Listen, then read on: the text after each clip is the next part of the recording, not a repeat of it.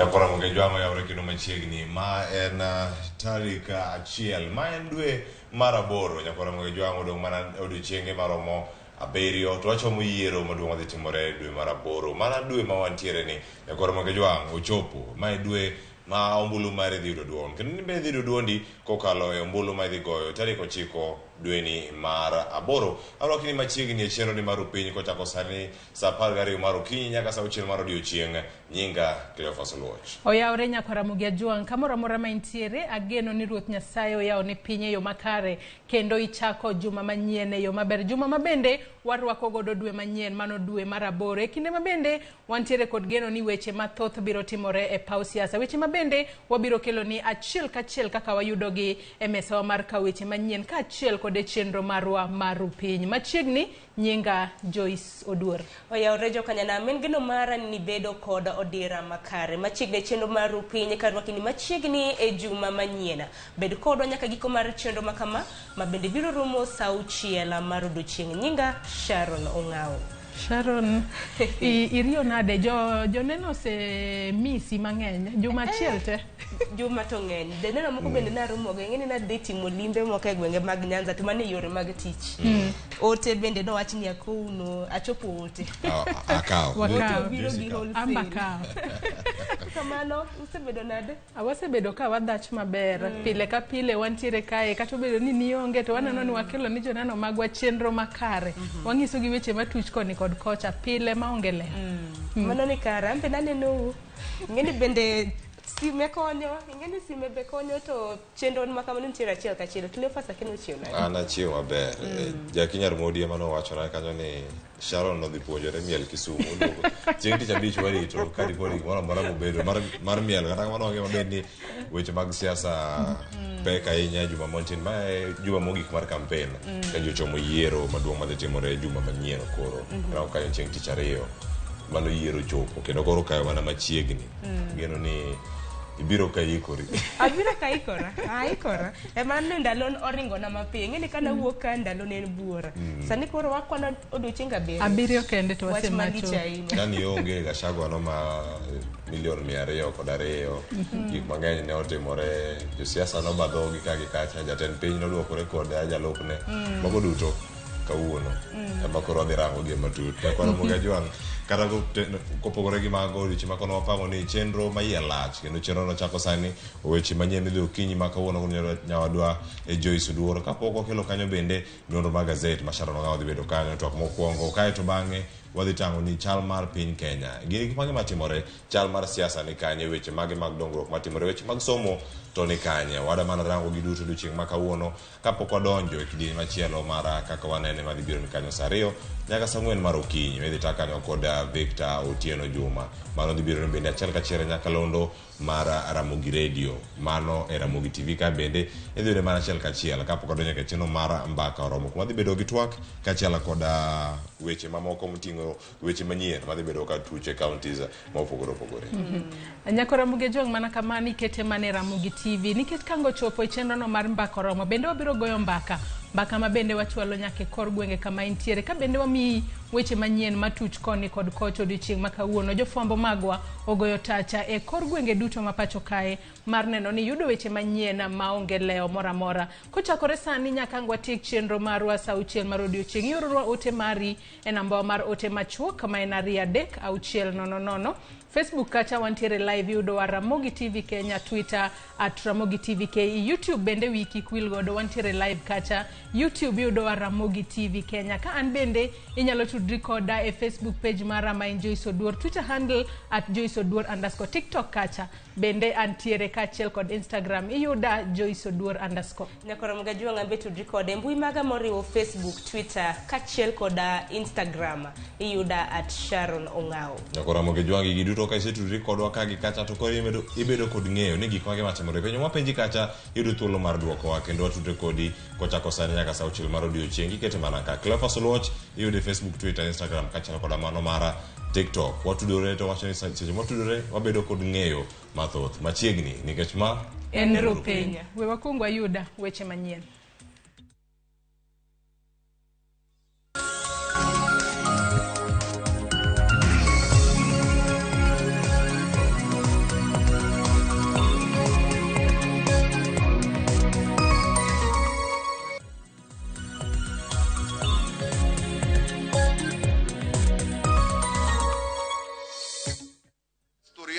uza sera zako, wachana na mimi. Mimi nafanya kazi yangu nimalize. Nyinyi muende muombe kura.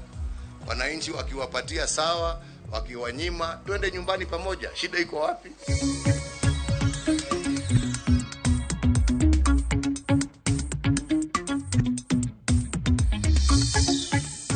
Naweza kutangaza kwamba tumefaulu kupata kichwa cha msichana ambaye alikatwa shingo.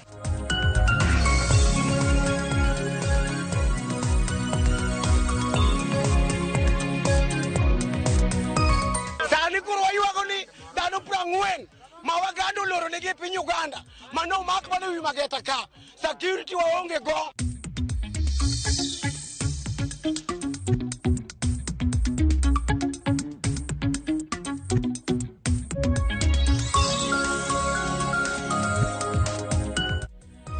Machiegni e weche manyien okinyi makawuono nyinga Joyce Oduor. Jatend piny Kenya Uhuru Kenyatta owacho ni en owuon oonge kod paro moramora marach gi ja Kenya moramora. Uhuru oloso ka oduoko kweth mar siasa mar Kenya Kwanza manyochwako kampeina mar tude kod timbe makocha. Aka oloso utawala kane oyuoro e yepo mar apaya ma Nairobi Expressway kod Eastern Bypass. Uhuru omedo ni pache sani ng'iyo mana kaka obiro weyo Kenya e okang' makare mar dongruok ka odhi e yueyo mare bang' tich. Edwin Okoth nigi ler mar wachno. Jatend piny Kenya Uhuru Kenyatta mane timo limbe kendo yawa yanga chendo mag dongruok e boma ma Nairobi ne oduoko jotend kweth mar Kenya Kwanza ma osebet kalieko weche ni ponono ni en kodgi kod paro ma ok ber. Umenitusi karibu miaka 3, kuna mtu amewaguza. Hiyo miaka 3 nimekuwa kwa kiti, sindikuwa na uwezo. Sasa wakati naenda kupatiana serikali na sina uwezo, ndio niko na time ya kukutafuta. Piga story yako, uza sera zako, wachana na mimi. Mimi nafanya kazi yangu nimalize. Nyinyi muende muombe kura. Wananchi wakiwapatia sawa, wakiwanyima twende nyumbani pamoja. Shida iko wapi? Uhuru bende ne oseyo jotelo ma Kenya Kwanza kuom sero mbulu e yo ma ok owinjore, ka wacho ni jo Kenya duto ni kod thuolo mar yiero jatelo ma gibiro dwaro e yiero matimore juma manyien. I want to urge all of us to maintain peace during the remaining campaign period and on and after the date of the election. Kuna haja ya matusi jameni. Kila mtu, including myself, ako na uhuru wa kupigia debe yoyote ambaye anataka. Kwa hivyo, unapigia huyu, mwingine anampigia huyu, mwingine anapigia huyu. Uamuzi utakuwa wa wananchi. Kuna haja ya matusi. Kuna haja ya kuingilia watu. Jatend piny Kenya bende nokwayo jogo ombulu mondo kik giyier jotelo man kod ichwang' ni mar Kenya onego bed kod kwe kata bang' yiero, kama bende ne ogoyo poro ne jalar kom e duond bura mar Azimio la Umoja One Kenya Raila Odinga. Kutoka hapa tunataka kuinua nchi ifike kiwango hii. Sio watu ambao wamekuwa kwa serikali alafu sasa wanakelele miaka hiyo yote alafu sasa wanawaambia ngoja nitawaambia vile mtafanya.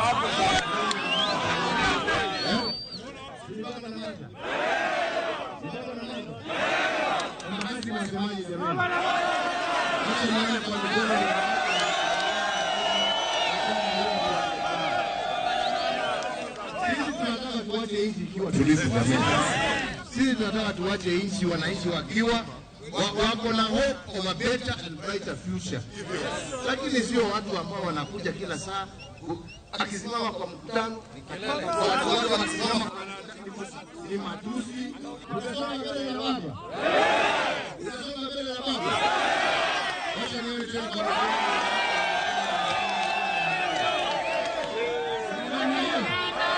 Jalup jatend piny Kenya William Ruto kod jalup ne laro bedo jatend piny e yiero ma higa ni Rigathi Gachagua osebet ka seyo Uhuru Kenyatta kuom siro Odinga ka gilieko ni piny owacho nyalo bet ni kod paro maricho e wi ngima jokanyo mag Kenya Kwanza. Edwin Okoth, Ramogi TV, Nairobi. Ogai mar Azimio Raila Odinga gi jalupne Martha Karua osiemo wang' jatend UDA William Ruto kuom chwalo siasa mag Siaya Uganda e Thurka. Odinga Gilange ne otero kisera margi e kaunti manandi gi Uasin Gishu, gwenge mabende Ruto nie kod mbi mapeka. Eriko Wenga nigi lera mar wachno. Ndeke mag Odinga Gilange nolwar e kaunti manandi gi Uasin Gishu mar lombo jodak mondo bi ochung' kodgi tarik 9. Negichako kisera Nandi Hills ae bang'e ne gilwar e lap ma Uhuru ma chuny boma Eldoret ka Odinga no oktung' mosuo gi jal ma gilarogo kom tend Kenya William Ruto ma kodeo ni ne otwak e kar chung' od bura ma Ruto wuokie mano Matarbo. Wakaji wa Eldoret wana haki ya kuishi hapa na kupiga kura vile wanavyotaka kulingana na haki yao ya kidemokrasia. Hiyo iko katiba yetu. Kutoka siku ya leo mpaka tarehe 9 mpaka siku ile ya kubeba Biblia, Uhuru Kenyatta yuko in charge. Baada ya Uhuru kutoka namna hii, kama baba na beba Biblia, mimi Raila Amolo, tusichochee mambo ya uchochezi ya kuleta furugu. Hatutaki Kenya, tunataka amani. Sisi Wazimio ni watu ya kupenda amani. Tunataka Wakenya waishi pamoja kwa amani. Tunataka Wakenya watengamane.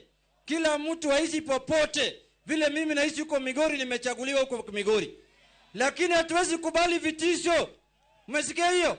Hatuwezi kubali Wakenya wengine kutishwa. Odinga kata kamano nokone kweth mar Kenya Kwanza nigi ikre dwe manyien e yiero maduong' kuma ne ginyiso geno mar kawo telo kendo yombo sepwap. Nilitabiri kitambo sana. Niambia jamaa kuna tsunami inakuja. Wakasema baba nasema tu hiyo ni uongo. Lakini nilisema kuna tsunami inakuja. Kwanza kuna upepo mkali ambayo inavuma imetoka mashariki kuelekea magharibi, kaskazini kuelekea kusini. Kwanza tachukua takataka yote na itakinya kwisha na kupeleka baharini. Mmetupatia nguvu ya kujua sisi ni washindi katika jina la Bwana. Jina yetu ni Azimio la kuunganisha Wakenya wote bila msingi wa kikabila, bila kujali hali yako ya kiuchumi au mambo ingine yote. Sasa Eldoret, tarehe 9 mina wasihi na waomba Damodhaidha. Nikiongea na watu ya Mlima, nataka kura zote mupatie Raila Amolo Odinga. Seche go bende kweth mar Azimio no kono jodak ne rok mar Kenya Kwanza onge gi ber manyalo loko ngimagi kalore jotelo magi makinde duto chin mibadhi osebedo kamiano. Nani atachunga mali ya watu wa Kenya? Nani anatuletea baba care? Nani anachunga vijana wetu? Nani anatachunga wamama hata single ladies? Nani atachunga uchumi wa nchi ya Kenya? Kwa hivyo mimi nataka kuwaomba kwa heshima, tarehe 9 tuamke mapema. Na hakuna mtu ambaye atafukuzwa hapa. Mimi si banduki, nyinyi mtabanduka. Kwa hivyo sisi hatubanduki. Eldoret ni Azimio. Wacha waseme, watasema, watachoka. Sisi tunajua hapa sisi ni Azimio. Tielo mare mogik mar lombo jodak ma Masawa mar Kenya, Odinga oktich botero kisera mare kaunti ma Kiambu. Eriko Wenga, Ramogi TV, Tarbo, Uasin Gishu County. Jatend duond bura mar Wiper Kalonzo Musyoka ne ochwalo campaign mag Azimio la Umoja One Kenya e kaunti ma Kisii, Nyamira kod Migori. Campaign mar Kalonzo ne obago Nyamira, Kisii kaito ochwe nyaka Isibania ka ote mare en mar jiwo oganda makono osir lwedo tend Azimio la Umoja One Kenya e yiero mawang'ni. Kalonzo ne otena kod jotelo buora mag Wiper maduto jiwo jopiny mondo wuog oko kar rombgi mar luto ombulu ne Raila Odinga e yiero mar juma manyien.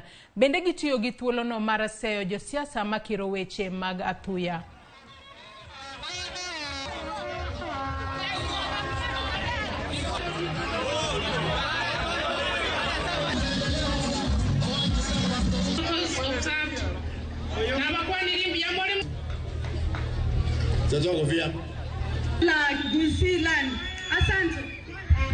Leo ni tarehe 31 mwezi Julai.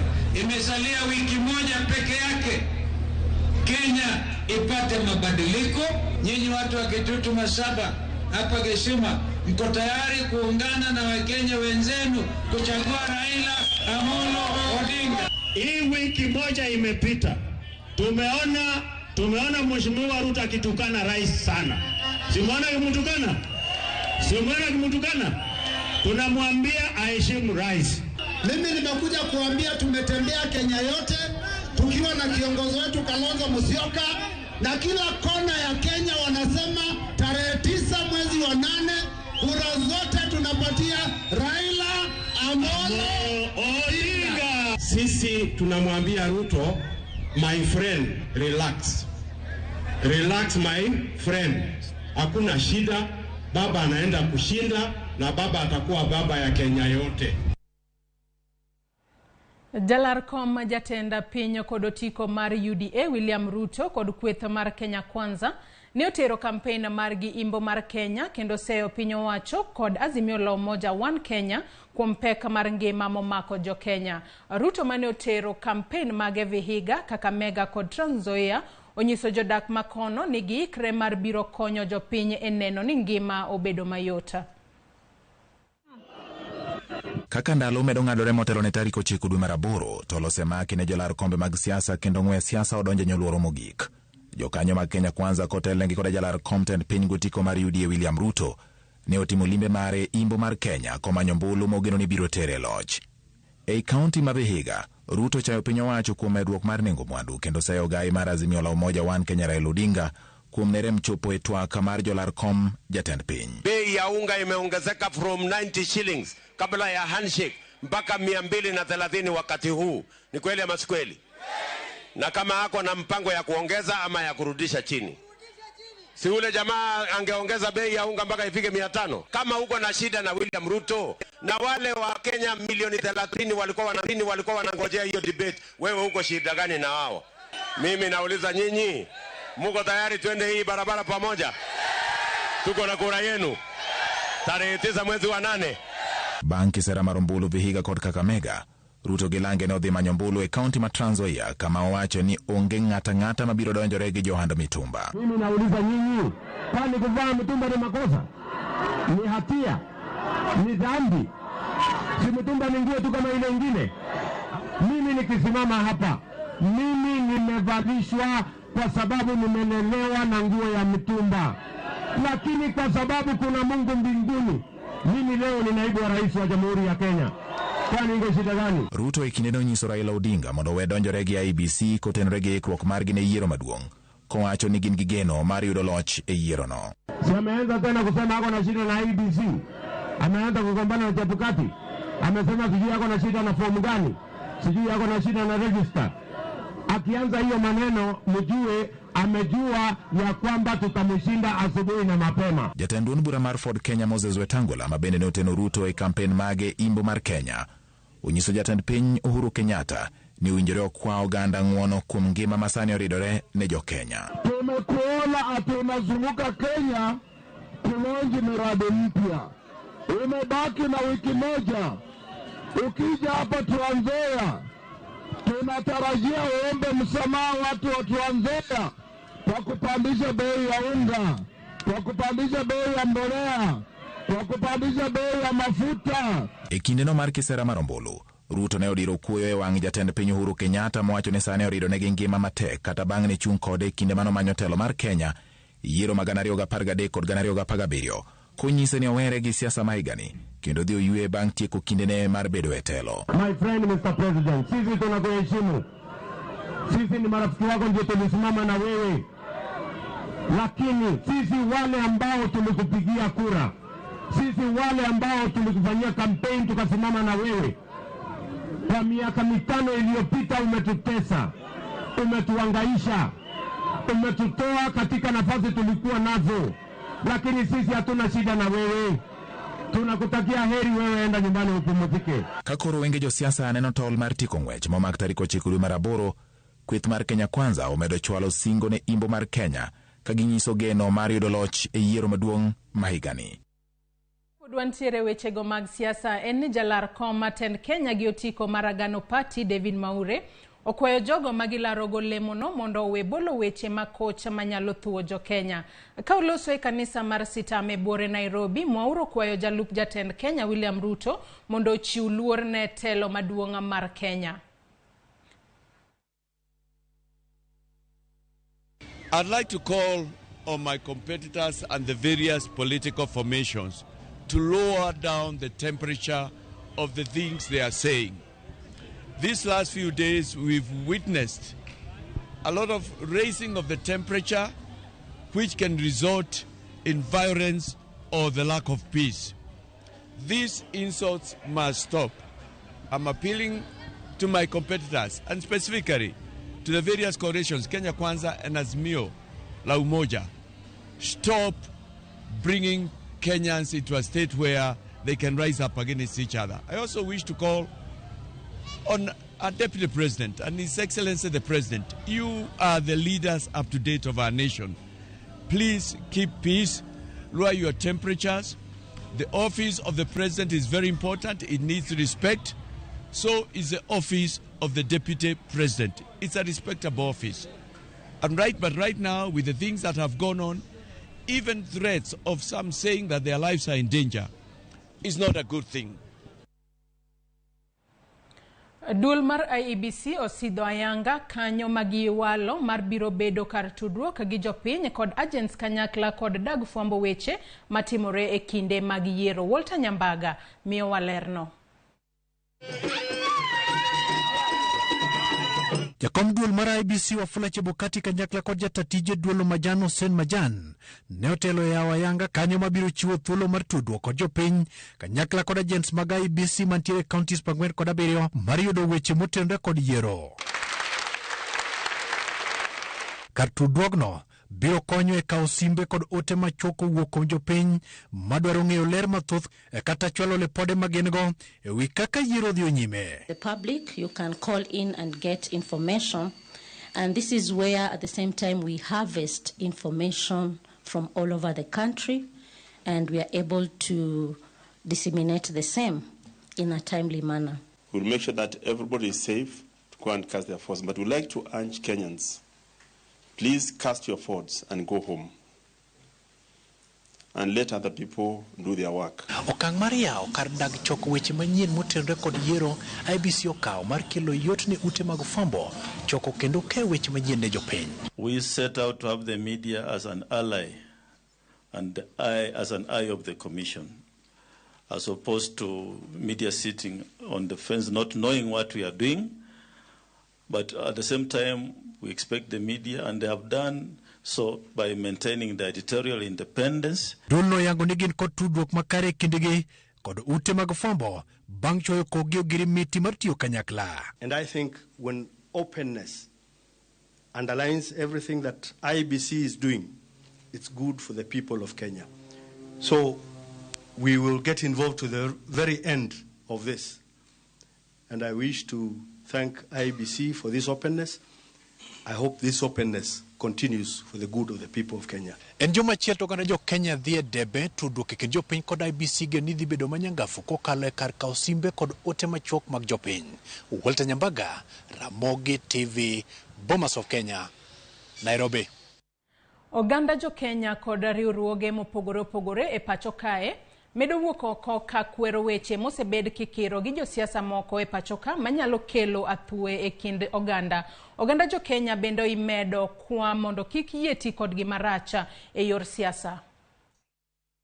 Liet mar siasa medo jimbore e pacho ka. Odong' mana juma achiel kende gi ndalo achiel to piny Kenya dhi yiero maduong' ma dwe mar aboro. Moko kuom josiasa mamene koro wuoko mar seyo mokalo wechego mikiro gi jotelo moko ka bende koro gikwayo jo Kenya oneni kuyo bedi ndalogo mag campaigns, ndalogo mag yiero kata mana bang' yiero ma pacho ka. We are Ushindi Women, we are maendeleo ya wanawake, we are Amka Dada. Riwruok mar maendeleo ya wanawake, mano mar Amka Mama kod mamoko kwa oganda jo Kenya mondo kik ketie tugo tich matek mano tim kod thuondi ma pacho ka mano kedo ne kwe kod achiel mar piny Kenya. Weche maikiro mag siasa manyalo kelo sigu medo kelo luoro ne mine kod nyithinde pacho ka. 15 years ago, mothers buried their children after they were murdered, burnt life in a church. 15 years is not long enough for a mother to forget the pain of losing a child. Imekuwaje watu wanasimama juu ya gari na kutusiana na hatujasikia wakiulizwa swali? Hiyo kama wamama tumekataa na tunataka hata IBC tafadhali muzingatie zile code of conduct watu walisign ndio tuwe na amani katika hii nchi. Kama chielo, jodongo mawuok Kabasu Bay County ma Homa Bay okwa kwekin jochung' malaro kombe mopogore opogore mag siasa ka gikoni siasa matulo nyalo biro tamo ganda mathoth ahinya to minne kod jodongo wuok kwa tamalo 100 mar goyo ombulu Raila Amolo Odinga dwaro mare mar kawo telo mar piny Kenya. Gima nyalo kwayo jokura duto te ni kura to wago urne jaduong' Raila Amolo Odinga kuche onge bagen bende onge penjo kura mar Raila onge ng'ama wuoye en gima through kura an gima nakwayo ni kwe gi muolo gi era ema mondo bedi siasa to en gima kawuono ka gik tarik 9 ka gik 10 weche mag siasa koro rumo judugo kama kawaida. Dhodi prayo kodariyo mag Jakamba kotelne kod jakom mar Boniface Kilonzo bende ojiwo ganda Jakamba mondo nyakuya hinya te kindegi mag yiero. Ne giloso athiriva nyasi masidho wa Vinyandeti elaro kuom gavana ma county ma Machakos. Jakamba ni watu wa amani na tunapendana. Kwa hivyo wakati huu wa campaign period tukielekea katika utepe tunataka waulize Wakamba wote. Mimi kwa niaba ya kanzo yangu wadumisha amani, tuwe na elections ambazo hazitakuwa na vurugu yoyote. Elections ili Kenya nyingine, sehemu zingine za Kenya wakisikia Ukambani wasikie kweli watu ni organized na wapendi mambo ya fujo. E county ma Kiambu, jodak ma ok jo Agikuyu modak e county no kwa oganda jo Kenya mondo nyakue kod hera e kindeni mabende koro jochomo yiero maduong' kagi wacho ni gisechako bet kod luoro kaluwore kod weche midiro kod jo siasa. The political environment of our country is right now it's very dirty. The kind of exchange from the top leaders in our country, it's really calling for violence. And we may call for a peaceful campaign election whereby each and every individual should be part and parcel of that, and we should not call for we should not utter such kind of words that may result to violence. Ote maduong' koro en mana nyao kwe pacho ka, seche makoro yiero maduong' okayo machiegni. Atoka wadhi wechego mag somo en ni migao mar somo oyango ni chenro mag somo biro chunga yanga e skunde duto mapachoka tarik 6 mar dwe mar 8 ne ikruok ne yiero. Jatend migao mar somo George Magoha oyango mano ka okoni chenro mar yiero ema chuno ni nyaka loro skunde kuom thuolo machuoka kendo ibiro yawgi kendo bang' lendo mar duoko. Migao mar somo bende ogolo siem ne jo siasa mabago chenro moko mag siasa e skunde e kindegi. Magoha oloso kane ochopo mar rango chenro mar gedo mar kilese mag CBC e skunda sekondara ma Alliance.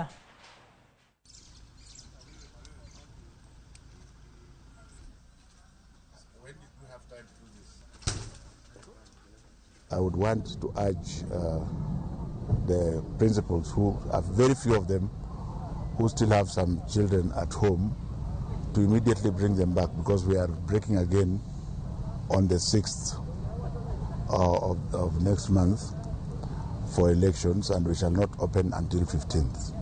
So it is very, very unfair to keep any child at home. If you want to engage the parents during the time that the children will be at home. Should there be a repeat election during my tenure, which I hope not, then we shall make sure that it may then have to mean that we may have to sit down as stakeholders and see whether it will be fair to examine the children if they will have lost a considerable amount of time. And I really pray that that does not happen, because these children have suffered enough. Jatend piny Kenya Uhuru Kenyatta oyawo yanga apaya mar the Nairobi Expressway mane ogero kod omenda maromo siling bilion 88. Uhuru bende ne oyawo apaya mar the Eastern Bypass sama igeno ni biro duoko ndungruok mag nyamburko chien e apaya no makoro ne omed gero kod omenda maromo siling bilion 12.5. Edwin Okoth ni kod ler mathoth. E juma mare mogik kaka jatend piny Kenya kapok piny odhi yiero maduong', Uhuru Kenyatta ne oyawo apaya mar the Nairobi Expressway kama ne okawo thuolo mar puoyo okang' ma piny owacho osegoyo e gedo mar nderni e thuolo mar higni 10 mosekalo. During our term in office, we have built more than 11,500 kilometers of new tarmac roads, which have increased Kenya's paved road network by more than 85%. And as a result of accelerated road development and maintenance, more than 70% of Kenyans can now access an all-weather road network within a radius of 2 kilometers from their homes. Uhuru bende ne owacho ni apaya mar The Nairobi Expressway mane oger kuom thuolo machuok ka opim kod kaka ne ochan biro medo jiwo lwasi mar ohala e boma ma Nairobi. I am pleased to note that the major construction works that were originally envisioned to take 36 months were completed within a period of 18 months. The expressway lays open a better business environment for our country, which means more opportunities for our nation in tourism, in conferencing, in manufacturing, in hospitality, sectors that employ more than 3 million Kenyans directly and another 6 million indirectly. Nairobi Expressway en apaya mar kilomita 27.1 matudo gwenge ma Mlolongo e kaunti ma Machakos kod imbo mar boma ma Nairobi.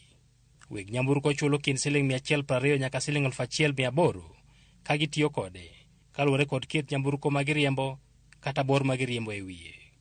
Jatend migawo mar Nara James Macharia wacho ni bang' temo kaka itiyo kod apayano oseyangore ni thoth ji ok luw chike ma oketi. Macharia bende wacho ni kum mane omi mitokni mag ting'o jowuoth kata matatu mondo kik ti kod apayano pok ogol. Every, say, 2 kilometers, there's a sign saying maximum 80 kilometers.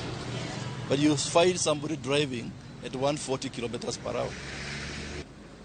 Even the matatus, which initially caused a lot of problems, we did say there is no place along the expressway where matatus can drop passengers or pick passengers. So the ban on PSVs is still on. Eastern Bypass, ma bende en apaya mar kilomita 27, ne okwongo gere higa mar 2014. Medo gere mane orumo dweni, igeno ne biro kelo fuong'ruok ne jodak mawuok e gwenge kaka Utawala, Ruai, Kangundo kod gwenge mamoko. Midusa mane ochung' ne gedo mar ndarano, Wilfred Oginga, wacho ni ne okawo thuolo mar dweche 6 kende tieko kilomita 27 mar ndarano nikech omenda mane gerego ne oket thenge ma ok olewo. Oginga kwayo jowuoth mondo ti kode maber mondo kik gimed masiche mag apaya ma osebet ka nego oganda mathoth e ndalo mosekalo. To wadwa kwajo Kenya ni mondo wabed motang' ka waringo ndara, nikech sani tho matimore ndara ohingo tho ma malaria kelo, ohingo tho ma okimi kelo, ohingo tho ma kolera kelo. Koro wayudo ni sani ndara ji tho ma dhi 4,000 higa ka higa Kenya ka. Ma en wach maduong' ma wadwa ni wakon jo Kenya ni kuyie to tiuru gi ndara yo makare mondo ngimau obed maber. Samoro inyalo bedo ni iparo ni in right, to adwa wacho gi dho ngere ni kik ibed right until you are dead right. Jatend piny Kenya Uhuru Kenyatta wacho ni magi gin moko kuom chenro mag dongruok matende osebet katimo maka koro dong' mana wik achiel ka koro dhi e yweyo. En mor mare ni chenro makamagi biro medo nyayo dongruok e piny Kenya. Edwin Okoth, Ramogi TV, Nairobi. Gikone obila ma Nakuru oyudo wicha mar nyako moro ma jahigni 20 manyocha onegi kaeto ochod wiye oko e gweng'a ma Barut e kauntino. Kaka Judith Omondi lero, ringre nyadendino oyudi e choo moro mani ondamo buora kowuok e kama nyocha okwanye ringrene. En fuong'ruok ne anyuola mar Eunice Sindu ma osebedo gi achiedh nade mar manyo wi nyargino manyocha okwany ringre jumbe 3 mokalo ka wiye to ne ochod oko gi achije moko. Ma osenindo Asindu ma jahigni 20 nyocha okwany ringre gweng' ma Barut e kaunti ma Nakuru kanyakla kod ringre jago machielo manyinge Geoffrey Bet ma jahiga 48. Beatrice Auma ma en min nyakono koni nyare ne oriko wuok dala Butere mar dhi manyo tich Nakuru. Chenro mar yude simu ne ok ochopo kare mana ndalo matin bang' wuok pacho ka gikone ote mar masirano ne omonjogi. Tulionana na yeye mwisho ilikuwa mwezi wa 6 tarehe 6 akiwa ananiambia nakuja huku Nakuru. Hasa hivyo ilipofika tarehe 12 nikapata ni mteja. Na sasa kwa runinga nilikuwa nimeona kama watu wameonyeshwa. Komanda marobila kaunti ma Nakuru Peter Mwanzo koni ringre ariyo gone okwany tarik 13 kamar nyadendi no to ne onge wich kata nanga moro amora. Kufuatia kitendo kilichofanyika tarehe 13 Julai ambapo hapa kijiji cha Barut kulikuwa na mauaji ya watu wawili ambayo ilikuwa ya kinyama na kikatili kabisa. Msichana ambaye alikatwa shingo kwa upanga baada kulingana uchunguzi wetu baada ya manajisi. Mini Eunice koni ne ochopo Nakuru kendo podho ringre nyare kata obedo ni wich ne onge. Venye nilifika huku Nakuru nikaenda mochari kwanza kudhibitisha mwili yenye wamesema msichana na mtu mwingine ni ya nani. Kufika kwa msichana kweli hakuwa na kichwa. Kuangalia design yake kwa sababu mimi ndio nimemzaa, nilitangulia kuangalia mguu yake. Nikapata alama fulani iko kwa mguu. Nikadhibitisha kumbe huyu ni msichana wangu. Obila ne oyudo wi ma osenindo Eunice e chomo roman kilomita 4 kwa kuma ne oyudie ringre. Min mare koro kwayo piny owacho mondo konye tero ringre nyare Butere kuma dalagi nitie. Our investigations were able to lead us up to this pit latrine where we have managed to recover the head. Sasa ningependa watu wa serikali tafadhali mnisaidie penye naweza peleka mtoto mwili wake nyumbani. Butere ni mbali, siwezi peke yangu. Msipo nyinyi kunisaidia. Wijno osetere karkano ringre joma otho ma Nakuru level 5 kendo rito bero. Obila osendhiyo achije adek mitudo kod njore no kendo irito chwal gi e nyim doho. Bende gisingo dhi nyime kod nonro mar neno ni jogo mitudo kod njore county no oyudo kum mowinjore kodgi. Now we've taken it to the mortuary, awaiting further analysis in terms of DNA. So basically we have right now quite a number of suspects that we have been able to round up. So far we have 3, and from the investigations that we are conducting, we believe that this kind of an act could not have been conducted by one person or 2 people or 3. Judith Omondi, Ramogi TV. En wacha malit ahinya kendo wantiere kod geno ni familia no biro yudo ratiro margi e yo makare. Akawa were kod wechego wadhi mbele kama jolupo 40 mag Kenya omaki kendo ogeng'negi gi obila e piny Uganda. Jolupo go yangore ni nenyo omaki e chulama mageta ka gine chenro mag lupo kendo ne ochwalgi nyaka e boma ma Kampala e piny Uganda. Jakom dhowath ma Ohanya Peter Ogutu olero ni obila go mag Uganda ne ondhiyo koda ka yiedhi kod Kilua kendo koro ogeng'negi e chulama sikula mani Uganda. Jopiny dhowath ma Ohanya ne obago ng'anyo ka dwaro ni we jolupo go thuolo kendo jiwnegi arita kwe. Jalup Commissioner Mabondo Richard Karani oyango ni tudruok dhi nyime e kind apis mar Commissioner mar gwenge mag Nyanza kod tend Uganda mondo mi jolupo go owe thuolo.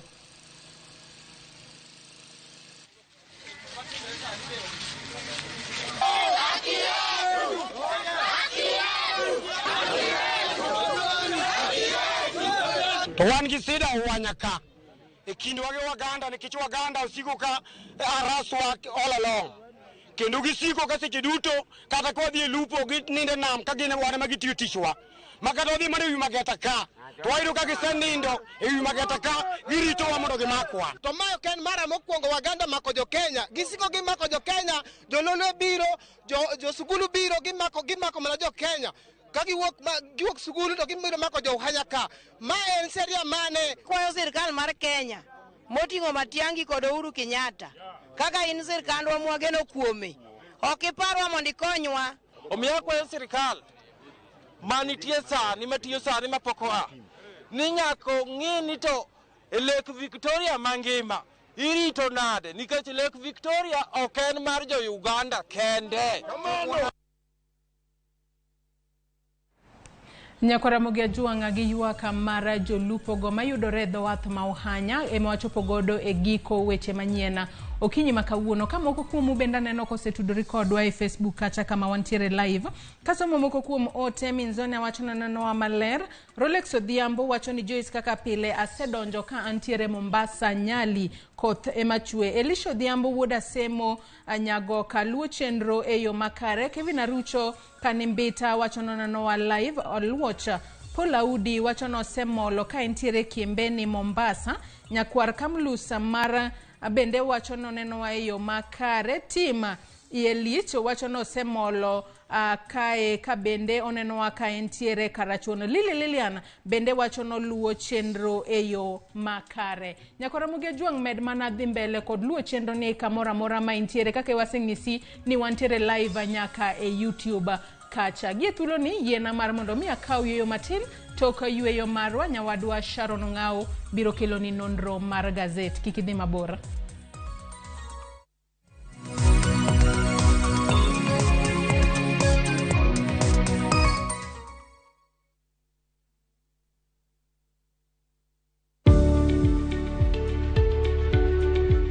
Yud chudo maromre kodi kaito iti kod omenda matin ne chudo miyudo.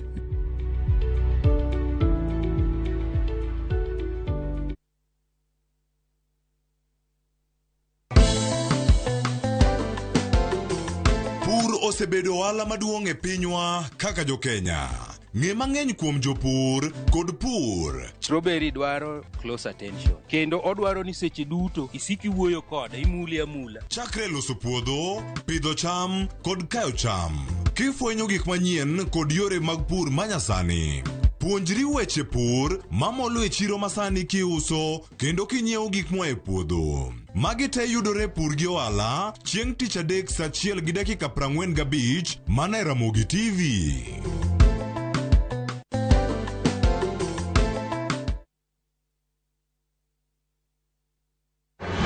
Judith Omondi, kani Nairobi, ma Ramogi TV.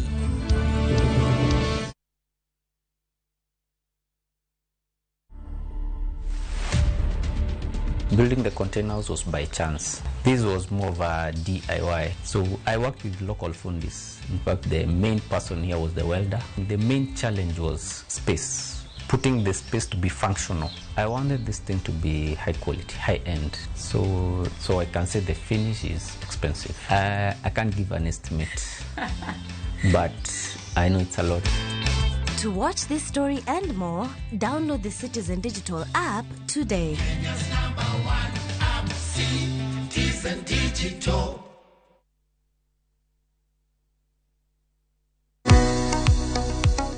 Bein kod penjo mora mora. Hello, penj laktar. Hello, daktar. Kata paro ma osebedo ka chandi ne wach ngima kod thieth. Wakeloni puonj maliw moa kuom lakteche molony e yore thieth te. Biro tero wachiel kachiel e yor puonj. Koro ka laktar oseneni owacho ni nigi tuo mar kansa ma ema bedo ga stage mar 2. Chieng' wuok tich nyaka tich abich wakeloni lakteche mopogore opogore ma biro puonji gimora mora e wach thieth kod bedo gi ngima makare. Riwri kod Ruth Otieno saa 12 e penj laktar mana e Ramogi TV.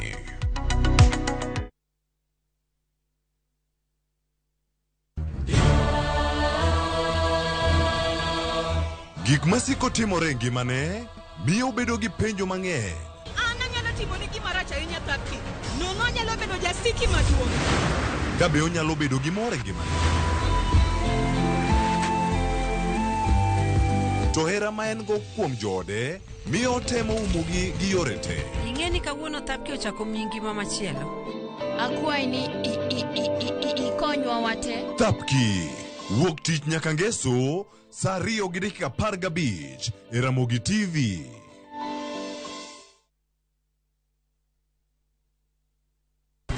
Hey boss. Nakwambia kura yangu ndo maisha yangu. Unasema kura ni muhimu? Nakwambia this time kwanza lazima niruke mapema na niende nipige kura. Tuwekali tupate recognition. Mimi nitampa mapema niende kupiga kura. Lazima nipige kura. Get out and vote. Vote Azimio Blue. Vote Baba and Martha. Get out to vote. Vote Blue.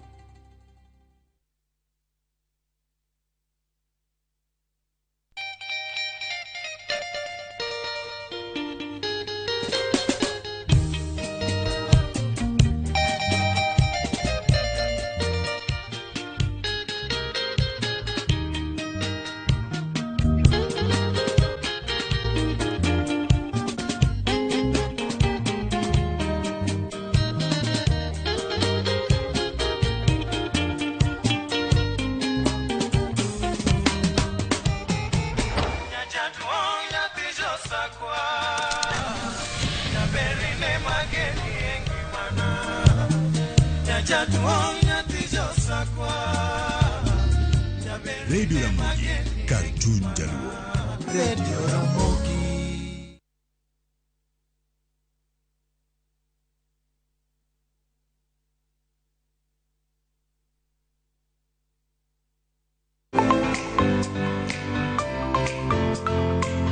Pok gunde ng'eny nikech imedo fweny gi piny maru. Interest no kod neno gik moko kaka di YouTube, bet gi jogoro moko be ka ineno kaka igoro. Wantiere koda sunga kaluwore koda kit pok mantiere e aluora marwa. Ji oseng'e value mar tijwa. Chon ji ne paro ni law mowuok oko ber bolo law motwang' ka.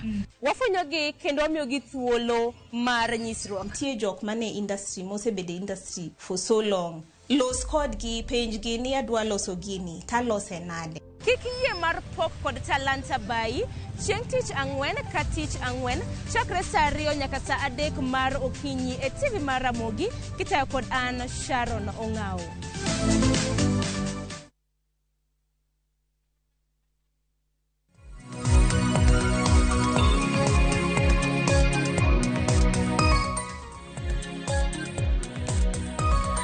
Mana kumano nyako Ramogi Juanga bang' weche manyien ma bende dokelni kanyo kod Joyce Oduor. Gisani koro adonje kidieny machielo mano nonro mar gazet. Okinyi makawuono kaka pile wantiere gi gazede ariyo. Mano The Standard gi Daily Nation. Kata kamano pod antiere mana gi Joyce Oduor ka. Joyce akina chaka musi kendo ni Oru makare ka Sharon. Wamor ni iduogo koro watayo chenre yo makare.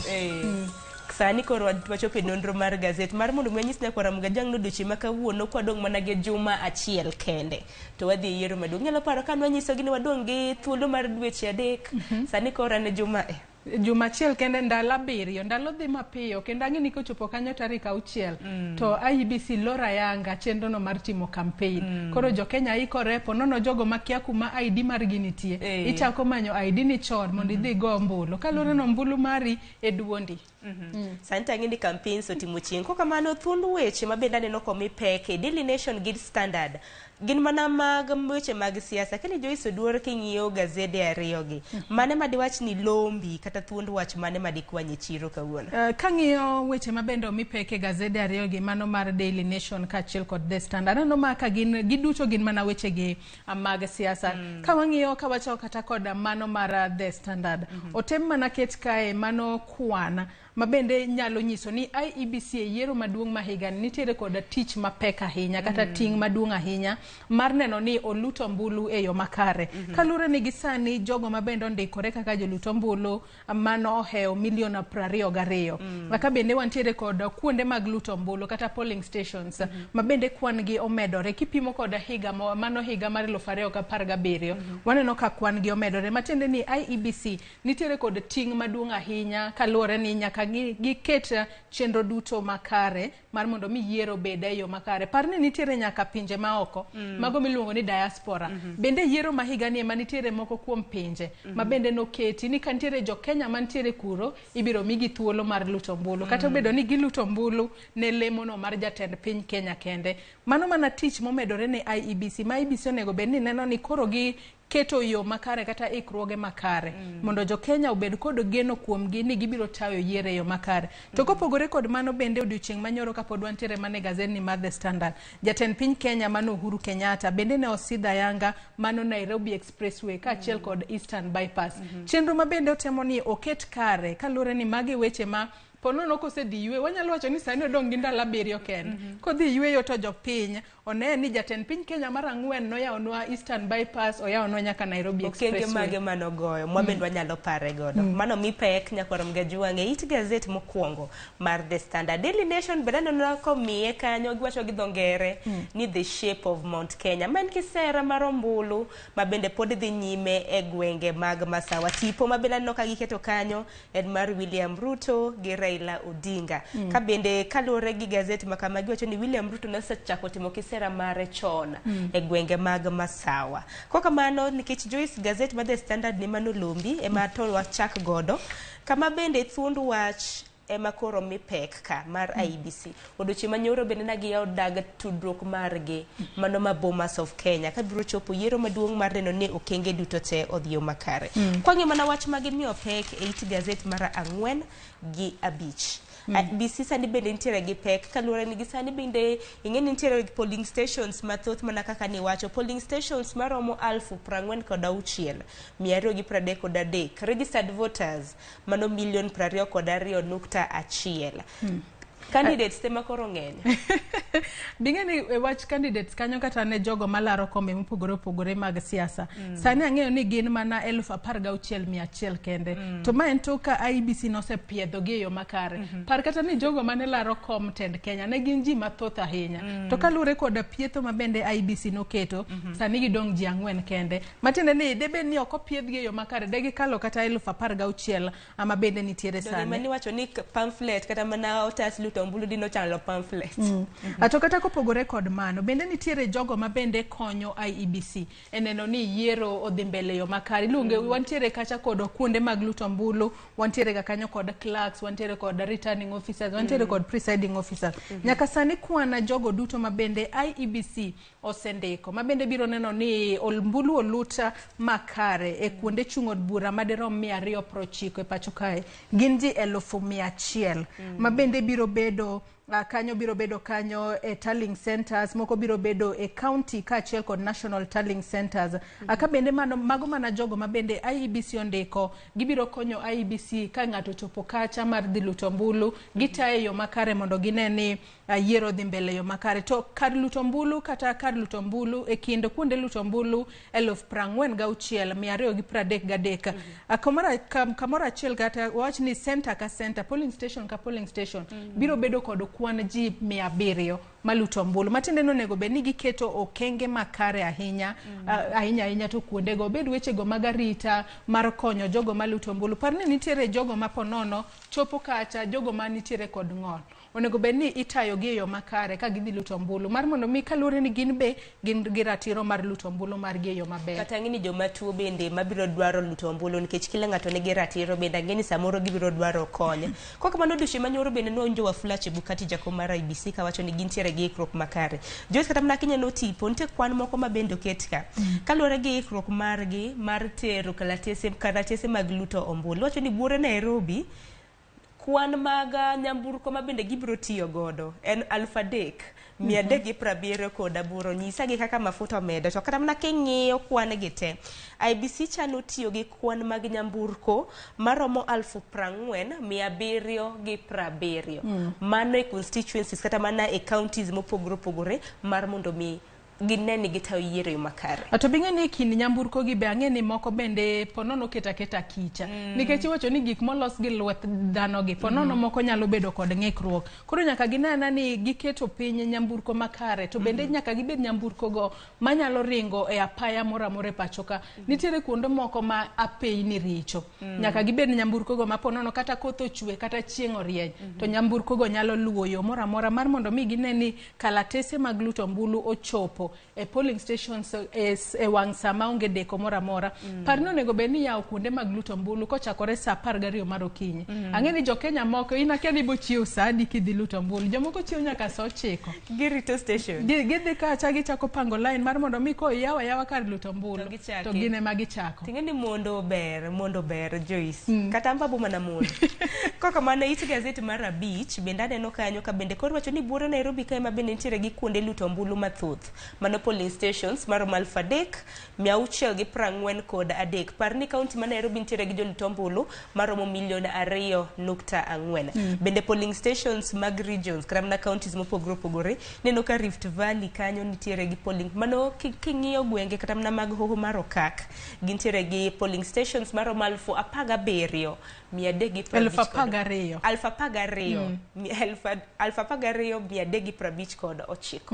Kendo aneno koket gi kae yo makare ahinya. Wantiere kanyo kod gwenge go mag Eastern 7,000, gwenge go mag Nyanza 6,000, Central mano masawa mar piny Kenya 5,000. Mago mana kuonde go mabende oket ka kuonde mag lutombulu. Wantiere nyaka kod ute tweche. Matiende ni jogo mantiere jela bende biro yudo thuolo mar lutombulu. Gintiere kono kod polling stations 106 ka pinje maoko kata diaspora bende nitiere kod polling stations 27. Magi mano kenge mabende IEBC oketo piny e yo makare.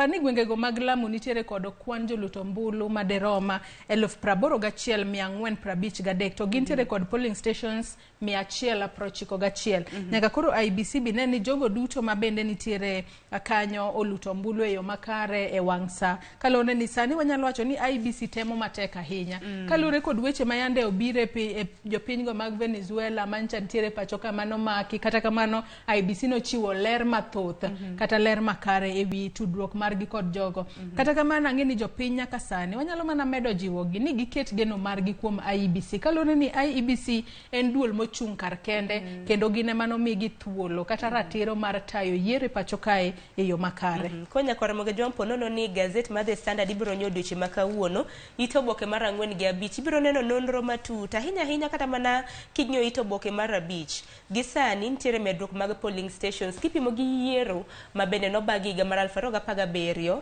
nyaka sani koro wadonjo higa mar 2022. Namba kwan mag polling stations momedre ka Nairobi kwan mag polling stations momedre en 265.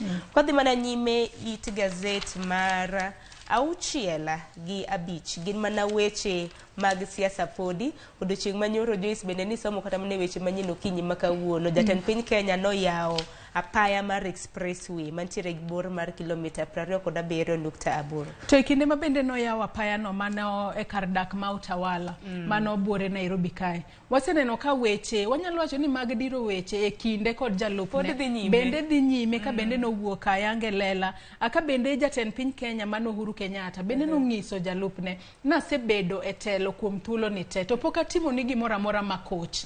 Koro ere tiende mar mondo mi atim ni gima koch gi sani kata sebedo ni iyanya kata idhiro na weche moko magayan to onge gimoro amora mabende asetimo ni ka bende asani koro ngiso jalupne ni owe wuondo jo Kenya ni jatend piny mano ngiso Ruto ni Ruto owe wuondo jo Kenya ni jatend piny dwaro nege. Kalore ni mago mana weche mag siasa ng'eyo ni ponono Ruto nitiere kod ich wang' kalure kod kaka jatend piny Kenya Uhuru Kenyatta sani koro siro ogai mar Azimio Raila Odinga e ng'wech mar laro Comtend Kenya. Parni e kinde mane gidonje telo mano kochakore higa mar 2013 nyaka sani higa mar 2022 ponono ne gintiere kod winjruok ni Uhuru kosewuok e telo to dhi wene Ruto. Winjruok e paro nobede e diere kanye momiyo sani jatend piny Kenya siro Raila. Magi gik maponono nyayo ich wang' mamiyo koro sani Ruto wuok oko to wacho weche maponono ok ber ahinya. Kalure ni weche makamago nyalo kelo kata thua e kin jo Kenya to gisani ok wadwa thua kata weche manyalo kelo koko e pacho ka. Sani na kwe kende nikech aneno kata mana duonde mopogore mine bende nosebiro kanyakla kata odiochieng' manyoro ka gilando kwe. Anyalo kata mana paro kana gidonje telo mano sirikand Ruto gi Uhuru.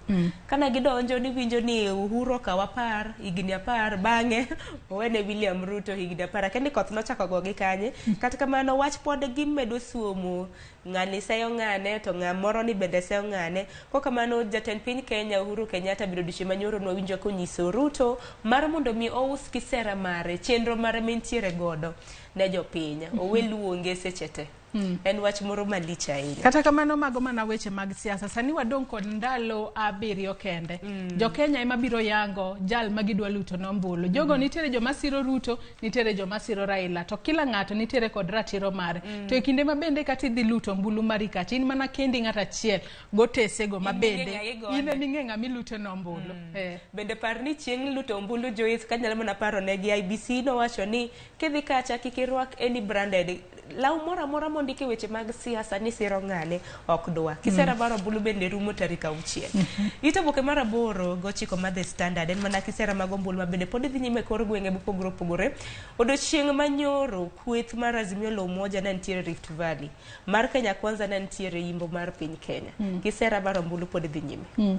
Weche makamagi sani koro jo siasa odong' mana kod ndalo 7 mabe ok en kata ndalo 7 wanyalo wacho ni en ndalo 5 kosa 6 kalure ni koselore chenro no mar timo mbulu mar timo kisera mar ombulu kata mar timo campaigns to onge ng'ata kendo mabende ibiro yiene gi mar timo campaigns kata kamane kinde magintiere kisera mar ombulu kata bedo ni inyiso jotelo gi ni kidhi kacha to usera magi to mano timore to seche motimore nyaka gibae weche moko achiel 2-3 mar goyo godo nyawadgi akasani koro e kinde nyaki berri Sharon ber malo Joyce Joyce ana ber malo Sharon to bingeni e kinyoro Raila ne otero kisera mare mar ombulu. Wanyalo wacho ni e gwenge go ma wachore ni Ruto nitiere kod mbi.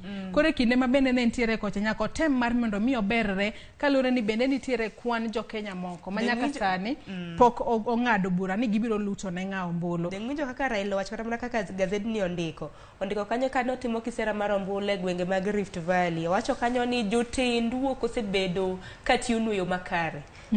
Jotendu osefeilu. Mana kaka no wacho e gwenge mag Rift Valley. Ruto kantiere Western kata mana imbo mar piny Kenya, winjo ka pod osingo negi ni kapo nono no yiere kata no yier kweth mar Kenya Kwanza e telo. Ente ngino chungi UDA. Ko yiere telo wacho ni kwana tamalo 30 ma bende do singo ne jotelo mawuok e gwenge mag Western mano moriwo donjo e cabinet mago jotend migepe mopogore opogore ambassadorial mago jombetri bendo singo negi kanyo ponono ni oboka otelo. Kata kamano magima na weche mapodi ok wanyala ng'e magima na weche mapodi itiyo godo mar lombo jopiny. Aparni nong'iso Ruto mano Musalia Mudavadi kaachiel koda Wetangula mano Ruto mano ngiso Musalia Mudavadi mar Ford Kenya kaachiel koda Musalia Mudavadi mano mar ANC ni onego bed ni gichwalo kwanata malo 70 mano mago mbulu kowuok e gwengego mag imbo mar Kenya mar mondo mi onego bed ni gimiyo Ruto mar mondo mi luto yombi to koseyombo koko boneno kaka koro omiyo gi atamalo 30 mar sirikal mar en wach mapek ahinya par ni gwengego mag imbo mar Kenya bende gin gwengego ma Raila bende osegatero kisera mare mar ombulu kocha. Kata kamano jo imbo mar Kenya mong'eyo kit telo magidwaro ka giero Raila gibiro luto ne Raila ombulu, ka giero Ruto gibiro ruto ne Ruto ombulu, gibiro kao jogo duto te kata mna waja koya gene David Mwaura to giketo gi ratil koro yiero jatelo maber nyakora Mugajwang. Ito boke mar 9 en siasa matimore gwenge mag Dhowadh Nam Chumbi. Odira ni bende nwaneno Sonko noriwore gi kweth mar Kenya Kwanza ka bende sani koro dibed ni Sonko kako osewuok e kweth mar Wiper. Ingeni Wiper ne en part mar Azimio la Umoja One Kenya Alliance. Dibed ni mano biro bedo e yo makare makoro Hassan Omar mane en senator machon ma Mombasa diponi koro ombulu mana joka dhi luso ne Sonko inyalo terne mano mar Hassan Omar. Kata kamano bigeni Sonko no wacho ni gima Sonko ne dwaro e kinde matoka no setam Sonko mar laro kata mar bede ngwecha mano mar laro koma mar gavana e county ma Mombasa. Nodwa ni jalno mabende no yiero kaka jalupne emano nego be ni miyo thuolo makamano mar laro komno mar gavana gino mabende ok no winjore yo makare ka bende no wacho ni en kaka Sonko en ema mibadhi miene jalupne mano yiere ngwech makamano en onge mibadhi mora mora ma miene omiyo en nodwa ni jalupne mar mondo mi ema omi thuolo mar laro komno gino mabende ok notimore mane momiyo no kao kang makende mar wuok kore Azimio la Umoja kodhi e kwethno mar Kenya Kwanza kata mano mar UDA ka bende sani koro owacho ni en kar mondo mi osir mano Abdul Swamad Nasir mano malaro kom gavana e county ma Mombasa kod otiko mar ODM wacho no konyal sire we odhi osir karaja UDA mano mapono no nyalo ketho kwana e county mano ma Mombasa kalone ni Sonko bende nitiere kod jogo ma johera mage tota hinya par e kinde mabende notimo kisera mare county ma Nairobi notimo kisera mare yo makare ma olocho kendo nobedo gavana kata kamano Mombasa kone aparo ni jalno mabende osiro gi sani nyalo ketho kwan ne Nasir kalure ni Nasir onyalo ketho kwan ne Nasir mabende Sonko no wacho no konyala asiro kalure ni ponono gionge kod winjruok makare. Tingeni Sonko bende Joyce na wachi ni ntiere kod mbigi mumena wacho kama nyalo kama na paro kinde mabende kembe mwa osebedo ka chiwo mbulu mag pare county ma Mombasa bende gisebedo kata mna ka giketo Sonko e rang'iny mamalo koro kang makamano dibed ni koro nyalo kata mna chocho kwan wan mana pod waketo mana wang'wa ka par ni kom mar gavana e county ma Mombasa bende oseyuayo jochunga mopogore opogore koro mago duto te bende naneno kata mna e odira ni mbui koro weche bana gore nen mana weche mag siasa hinya mag county ma Mombasa akenya koro Mugajwang nene nade wach siasa ma Mombasa ne kipo ni neno wachiel kachiel inyalo nyiso wa pachi e mbui wa mar Facebook kanyo. Iti gazet mar 10 en kaluore gi mano kembe mag matatu kama bende sani koro iwacho ni kembe mag matatu dibed ni ntiere koda dok chien mano kaluore gi chike mano keti mag michuki koro gisani koro wacho ni industry kata mna kambi mag matatu bende sani koro dhika bedo marach aparni wanyalo wacho ni gidok chien maradi adiera. Akalure ni thoth matatu masani kata waneno katiyo koda peyni magwa mapacho kae. Moko kuomgi oko winjore ni oringe apeyni oko winjore no ting kata jowuoth. Kalure ni king'iyo kata matatu moko ponono kata kombe mantiere kacha ok gin kombe makare. Moko kuomgi kombe gigo yiech, moko kuomgi onge kata seat belt. Iwacho kae ni gidok chien e kindego mapok noket chikego mag michuki. Par ni chikego mag michuki noketo e lela e pacho kae ni geche duto mating'o jowuoth onego bed kod kanda mabende itweyo kata seat belt mabende jopiny onego bed ni kata jowuoth onego bed ni wuotho tweyo e kinde magiseidho nyamburko. Kata kamano weche makamago e kinde ma mbele gi waseneno ka weche go dok chien ahinya. Aka bende sani koro jogo mabende nitiere sekta mar matatu koro sani koro seyo mibadhi manyalo bedo e kinda apisas moko mabende nitiere sekta na ema ponono kelo dok chien e weche makamagi. Par ni weche makamagi bende osemiyo masiche mag apaya omedore ahinya e pacho kae kendo kwan jogo ma wito ngimagi pile ka pile kata juma osebedo mang'eny ahinya e pacho kae. Omiyo onego bed ni ng'iyo matut kata duol mabende ochung'ne keto arita makare e apeyni ma pacho kae onego bed piny kendo mar mondo mi kaber to giduok chikegi mag michuki.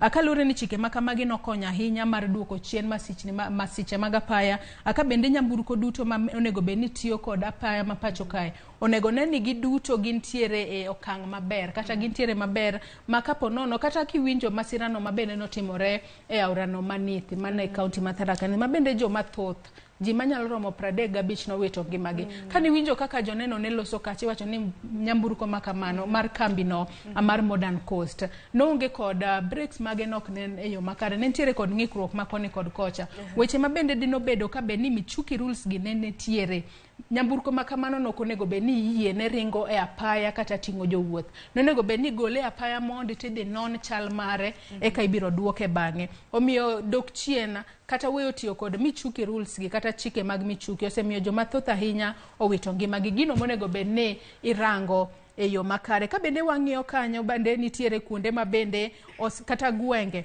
mabende osewach ka gintiere gin mago black spots kuonde ma masiche mag apaya osebedo katimore. Ka wang'iyo kanyo moko kuom weche mabende omenye gazeni wantiere kanyo koda Kinungi mabende nitiere Karai mano Naivasha Gilgil toll station nitiere kuonde mopogore opogore mabende omeny kanyo ka kuonde mabende masiche osebedo katimore mang'eny ahinya.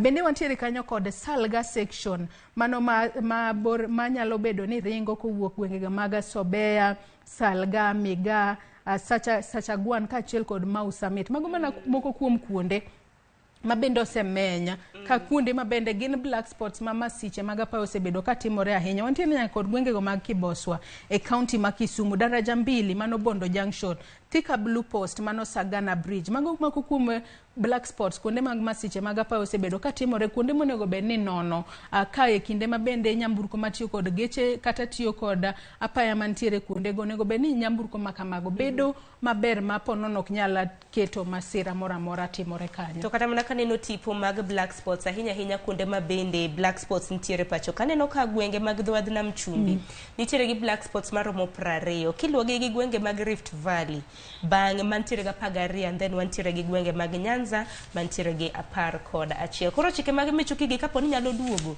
to ti kodgi hapa nyalo geng'o masiche mathoth. Itoboke mag 12 pod gin mana weche mag siasa Joyce kama bende aneno ka Ruto gi Gachagua bende koro pod kisera magi mag ombulu ka bende giwacho ni nitiere gwenge moko mag Mount Kenya ma bende giwacho ni nego bed ni giwacho ni tek pod giserogi to pod gineno ka pod tek negi matin ahinya Mbere South gi Mbere North mago kar chung'od bura makamago. Kata kamano giwacho ni nitiere kuonde moko mabende Jubilee mano duond burano mar Jubilee osemuonyo duond burano mar ODM kata bedo ni giduto gintiere Azimio la Umoja. Aka bende koro giwacho kinde mabende ne gintiere kisera mar gi mar ombulu kono sani koro ging'iso jopiny makono ni kik gilut ne ombulu jogo mawuoka e kwethno mar Azimio to gilut ne mana jogo mabende wuoka e duond burano mar UDA mar mondo mi omigi mbi e gwengego. bende parni dochi makawuono ken chieng' wuok tich nyakwara Ramogi Juang e gazet mar The Standard to boke ma ien tiere weche motenre kod thieth ma bende aneno kondi kanyo ni health and science. Koro kido thuolo to mondo inyiew. Dong Joyce wadonjo it gazet machielo koso nitie wach moro ma kudho chunyi ka. Wach moro ma anyalo wacho Sharon ito boke mar 13 kae mana ka wakalo mana mapiyo piyo.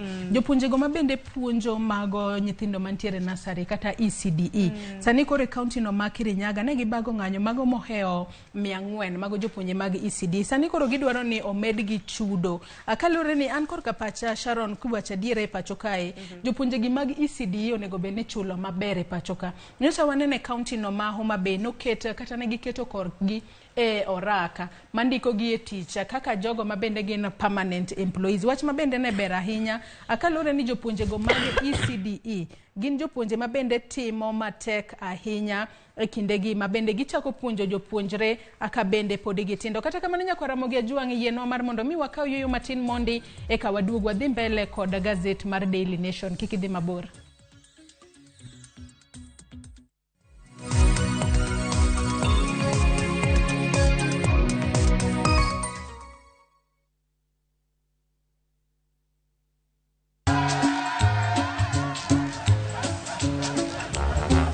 Niaje, unajua juzi nilisikia kuna politician fulani alisema kitu controversial sana. Lakini si unajua vile watu saa zingine upenda kuongeza chumvi kwa story. Mimi nilikuwa nataka kujionea mwenyewe nisidanganywe. So, ngoja kiasi. Yes. Sasa mimi sikungoja kuambiwa. Nilipata the full story hapa kwa simu yangu kupitia app ya Citizen Digital. Hata wewe unaweza pata hii app pia. Unataka nikuoneshe?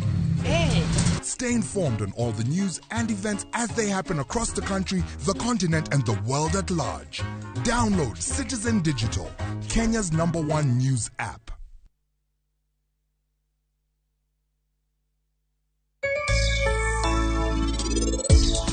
Chendro en penj laktar kakale Ramogi TV kamwacho ni ngima en mwandu Matayen Andrutho Tien.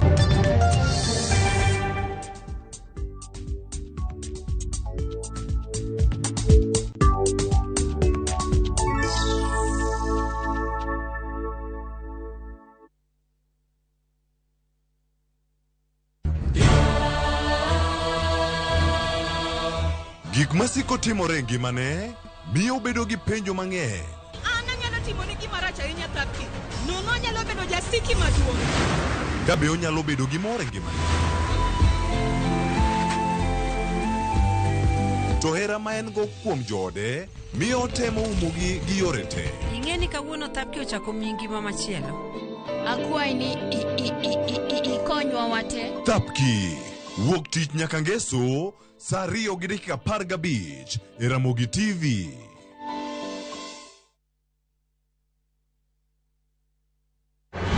Walter Nyambaga, Kani Nairobi, ma Ramogi TV.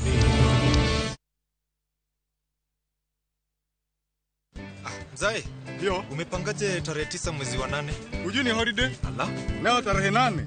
Starehe. Aje sasa mzai. Sikiza, tarehe 9 mwezi wa 8 asubuhi na mapema ni kupigia baba the 5th kura kabisa. Universal healthcare. Si kila mtu apate health kabisa. Hadi mabibi wako 5. Awacha utani. Basi itabidi tunaruka mapema. Mimi nakwambia kupiga kura ni map. Lazima nipige. Get out and vote. Vote Azimio Blue. Vote Baba and Martha. Get out to vote. Vote Blue.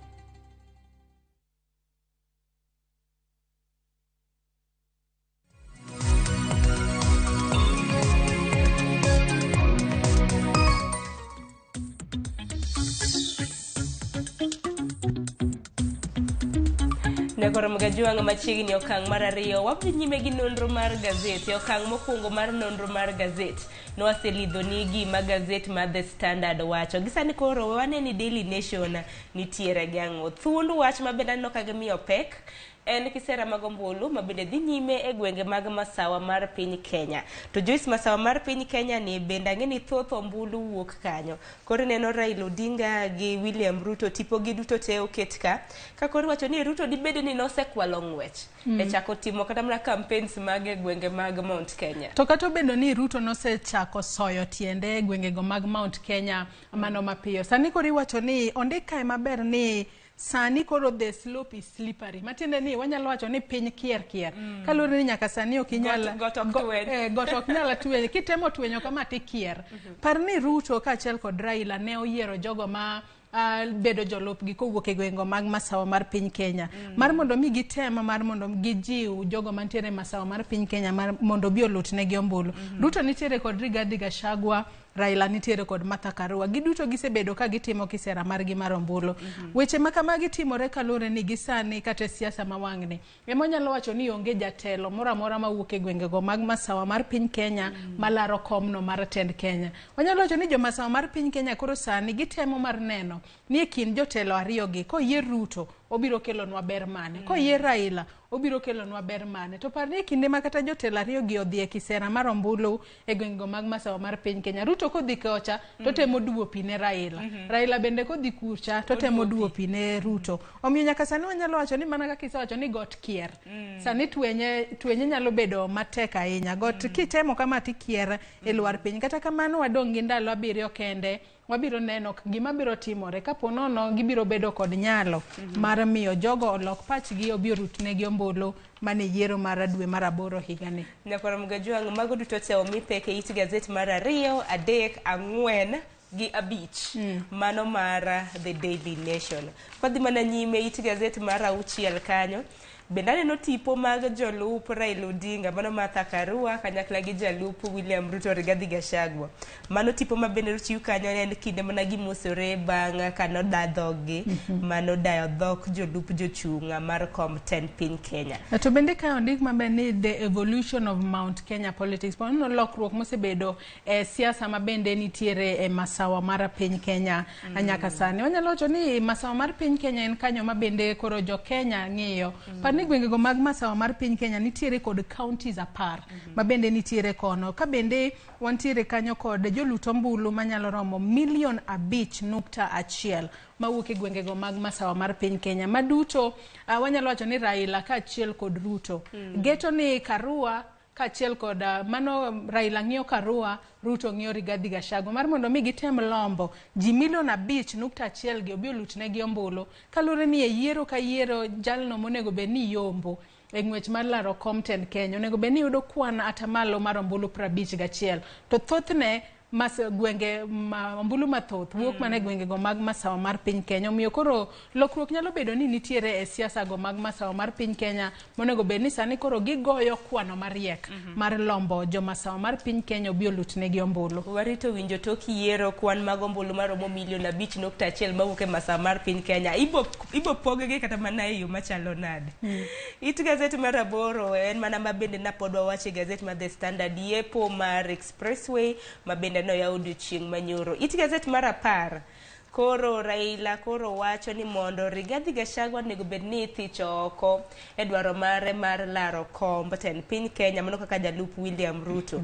Kaluore gi wach mibadhe, wach 200,000 cha. Ma bende sani koro omaki kata obedo seized. Sharon kata kamana dwa ni wang'iew kwadoke ito boke mar 8 wach ni mar mogo podi kelo achiedh nade makoni kod kocha. Aka bende koro jatenda migawo mar pure pacho kae mano Peter Munya. Sani koro wacho ni kembe go maponono pando dume pacho ka ibiro kawnegi okang' mager. Kalore ni sani koro jo Kenya moko kata weche manyien ma bende ne waneno odiochieng' manyoro. Jomoko podi ywak ni podi ginyiewo mogo e nengo mamalo kata obedo ni sirikal nosekelo fuong'ruok mar mondo mi ous mogo e nengo mar shillings 100. Kata kamano jopiny moko podi ok winj maber. Kalore nitiere kembe moko mapando oduma. Gino ma bende jatend migawo mar pur Munya mano Peter Munya wacho ni biro kawnegi okang' mager. Penjo maduong' ni nyakora Mgajwang' ng'in mogo mar siling 100 no bende sayude. Joyce ni bende sayude. Ana apani asayude. Asayude lakini pok ayude ahinya. Ni tonyo manade ni. Kaka mano git gazet mogik bende skunde bende chano lor jumane ka bende igeno ni skunde ing'eni skunde ma pacho ka ndie mathothgi bende jatigo do kaka kunde luto ombulu. Koro igeno ni bai chieng' kabiro romo giko jumani mano chieng' tich abich skunde bo bed ni oselor mar mondo mi jo Kenya odhi luto ombulu e yo makare. Koro giloro thuolo mar juma achiel. To gidok kendo yaw mana sikunde. En geno marwa ni yiero bodhi yo makare skunde mondo yaw machon be. Koko mano nyakoro mga jongi kanyima kiliwe nundru mar gazet mabiro en twak mokwongo e chenro mar upiny mabende Cleophas Olwocha no kaikore mar bago hikidhi mabor.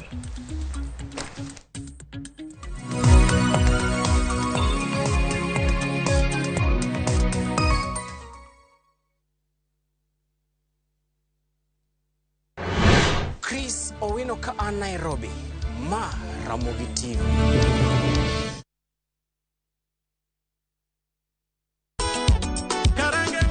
Gima wan go gadier ni wang'eyo en thum, to ok thum athuma, thum mamit sidan. Wakelo thumbe ma ukwayo. En rege owake. Wawinjo mine mogwedhi gi duol mamit. Waparo nu chien gi thumbe machon muero. Wadonjo kod sukus e sama chon. Kitai kod DJ Vic, mana e ngoma owake. Pile pile, kik bai kata matin.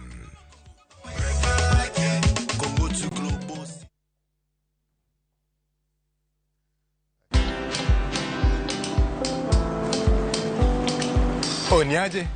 Ni kama unashangaa kwa nini naangalia simu with so much focus, eh? Usishangae sana.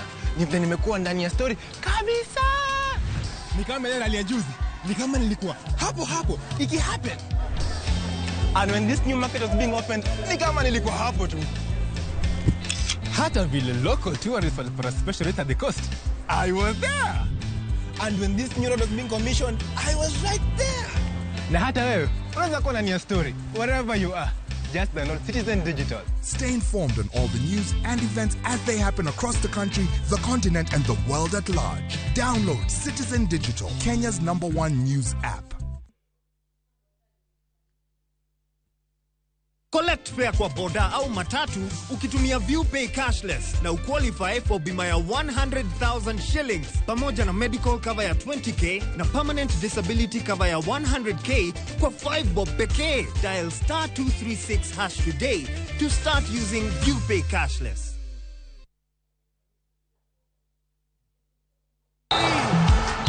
Nairobi, wuguru oko duto.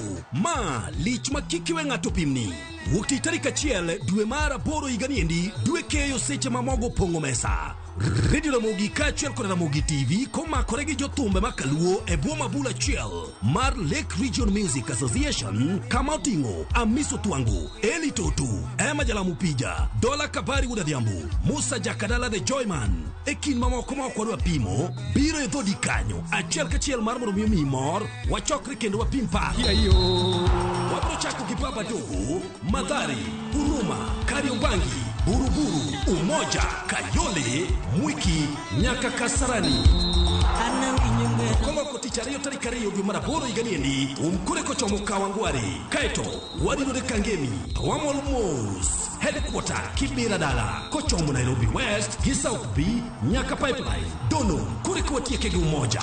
Ngolo Kaliecha, churi machiegni cham thum, kendo bende wawinjre kaka tarik 9 dwe mar aboro higaniendi, okinyi osira wende. Wabro wuok oko nang'o, wakore nade, nyaka e debe. Wang'ni onge ringo, my state capture.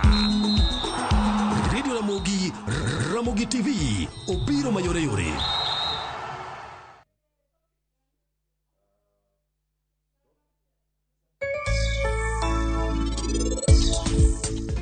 Nyisima wan go. To kendo en mobokonyo mondo wamak ng'ano.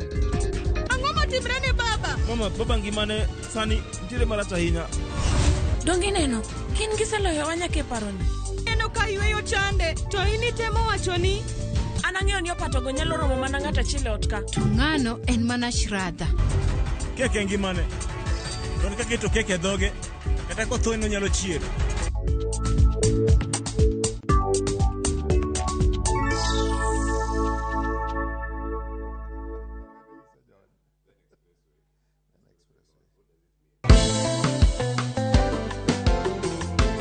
Osebedo ohala maduong' e pinywa kaka jo Kenya. Ng'e mang'eny kuom jopur kod pur. Strawberry dwaro close attention. Kendo odwaro ni seche duto isiki wuoyo kode, imuli amula. Chakre loso puodho, pidho cham kod kayo cham. Kifwenyo gik manyien kod yore mag pur manyasani. Puonjri weche pur mamolo e chiro masani kiuso kendo kinyiewo gik moa e puodho. Magi te yudore pur gi ohala chieng' tich adek saa 1:45 mana e Ramogi TV.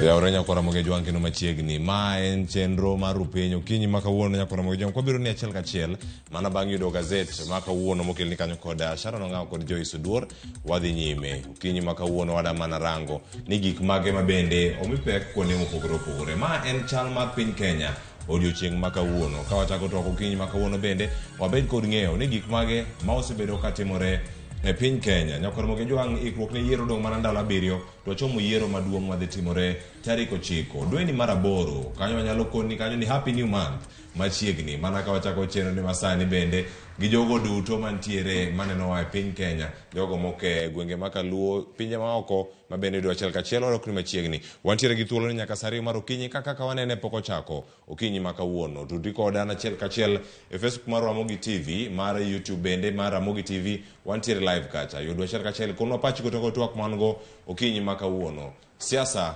osemako kendo siasa omako ni wantiere koda jalonyo weche go mag telo kendo koro da mana rango ni weche gi mag siasa gichomo kanye. Okinyi maka wuono nyakora moge jwang antiere kae koda Boaza Waruku oda kono wani odiochieng' maka wuono en onene yo machalo nade siasa masani chomo kanye ikruok ne yiero do mana ndalo machuok to chomo yiero maduong' odhi bedo nade machiegni.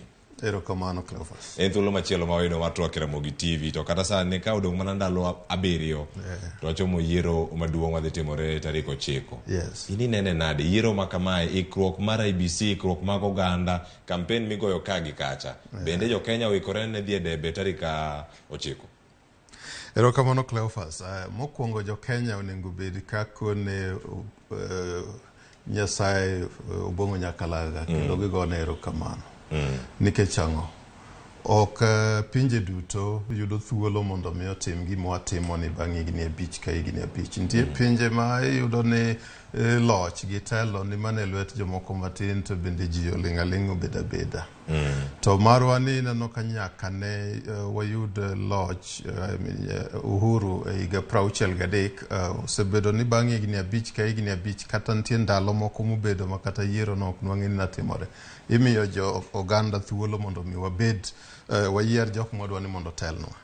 To gima asebedo kaneno en ni samoro jothuru wakawo wach ni matin emomiyo kelo background no. Gikawe matin giwe ni ma en gima kawaida. En gima wanyalo tima. Omiyo gima dwa kuonga konegi ni mokwongo kapok wang'iyo ni to ikruok obedo machalo nade gi joma tayo wachni. Wan wawegi waikore ikruok machalo nade. Nikech ka ok waikore, ka ok wang'eyo gima gini en, tinyalo po maka wan wasikwa miala waringa wadugo kata chien ka oselor wasetieko tarik 9 to ni hala ang'o motimore. Emomiyo sani wan wawegi nyaka wang'i kaka jopiny wang'i ni to bende waikore to ikruokwa obro hulang'o abro duoge mano. Mokwongo mwachako ng'iyo en ni to agencies kata commission IBC monengo be ni chung' ne wach yiero ni duto gi support moyudo ir sirikal kaka Interior Ministry and very very crucial kaka ministry makonyowa e fwambo gi keyo kaka kuro ma wan godo mang'iyo ni Ramogi TV gi ute mag fwambo mamoko bede tiyo maber. Coordination magitimo nyaka kuonde gote kata mana kar doho judiciary. Nikech gimbe ging'iyo kopo ni nitie weche gimoro madhi geng'o kamoro to nyaka gigol ne mano. Koro nitiere jok mang'iye mang'eny but ng'at mobedo ne kanyo ma kata yudo ka jok mondik kanyo ni gin commissioners. Mobedo piny ni gin tich gi mana mar ng'iyo yiero ni en IBC. Omiyo iko ni the buck stops with the IBC. Koro kwadwa ng'iyo ni to be giikore en ikruok aina ma. To ikruok no tiende ang'o? Ikruok no tiende ang'o? Mokwongo ibro yudo ni IBC adieri gidwa temo, gisetemo to an kaka ng'at maparo ni onego bed ni higni 5 manyicha gin go bang' yiero 2017 sani no ok onego bed ni gin gi itilafu kata ng'ikruok moko matindo tindo mane waneno gi. Mokwongo onego bed ni nyicha stakeholders masani koka gitemo gi ywayo machiegni gi en onego bed ni en a daily occurrence thing. En onego bed ni en gima dhiga mbele pile ka pile, ok ni giponi sani yiero koro chiegni koro we wachak ywagi machiegni. Matiende ni iketo relationship gi stakeholders gi mondo ging'e ni tutimo ang'o, udhi kanye. Emomiyo ka ok utimo mano to upoge ni my program wato kapok ging'iyo program gifwenyo ni to chalo nade to usedhi e next level to next level. Ineno ka cases osebedo negi e court cases kata samwa bedo ni IBC nigi cases moingo 50 ma ng'ato ka ng'ato ng'ani koni to gini timo nang'o kata nyaka kata jok mane gikawo ni miyo gikelo ne ni mondo kel kimskit joma ne giketo ni mondo los ballot materials. Ineno kata na form simple form ma onego bed ni giseng'eyo gitiekore go chon en form mane ka idhi ka go ombulu osegoyo ba wasekwano to wandike e 34A to kato gichagi iyudo ka gichagi keto machielo kanyo to kare pok giwuoyo gi joma moko. Koro ng'ikruok ainago nyicho ok onego bed ni bedo, but gima mora ni gimbe sani I'm happy nikech ka gineno kendo ka giwinjo wuoyo kata jok ma iluongo ni key stakeholders be kopenjogi ineno ka giringo gibiro haraka gikoni biuru ane mondo walos. Mano nyiso ni kata jogo matiere ka jokanyo manyarango ni weche mag yiero dhiyo makare, weche mag tudruok bende gimedo mana bero kinde ka gikore ni yiero. Yes. They have been open. Ineno ka gibiro kendo ineno ka giringo kendo gikoni okay kaka mano e kaka koro wasewinjore koro wadhiuru mbele. Apani gia magiketo sani IBC oketo gia maber. Gia magiketo sani ma kuponi openji gi gimoro konyisgi ni gini to ok dhi bedo nwa maber to ineno ka gitemo loso. To en na giketo gia maber e last minute. Kanyo kende ma akosoegi.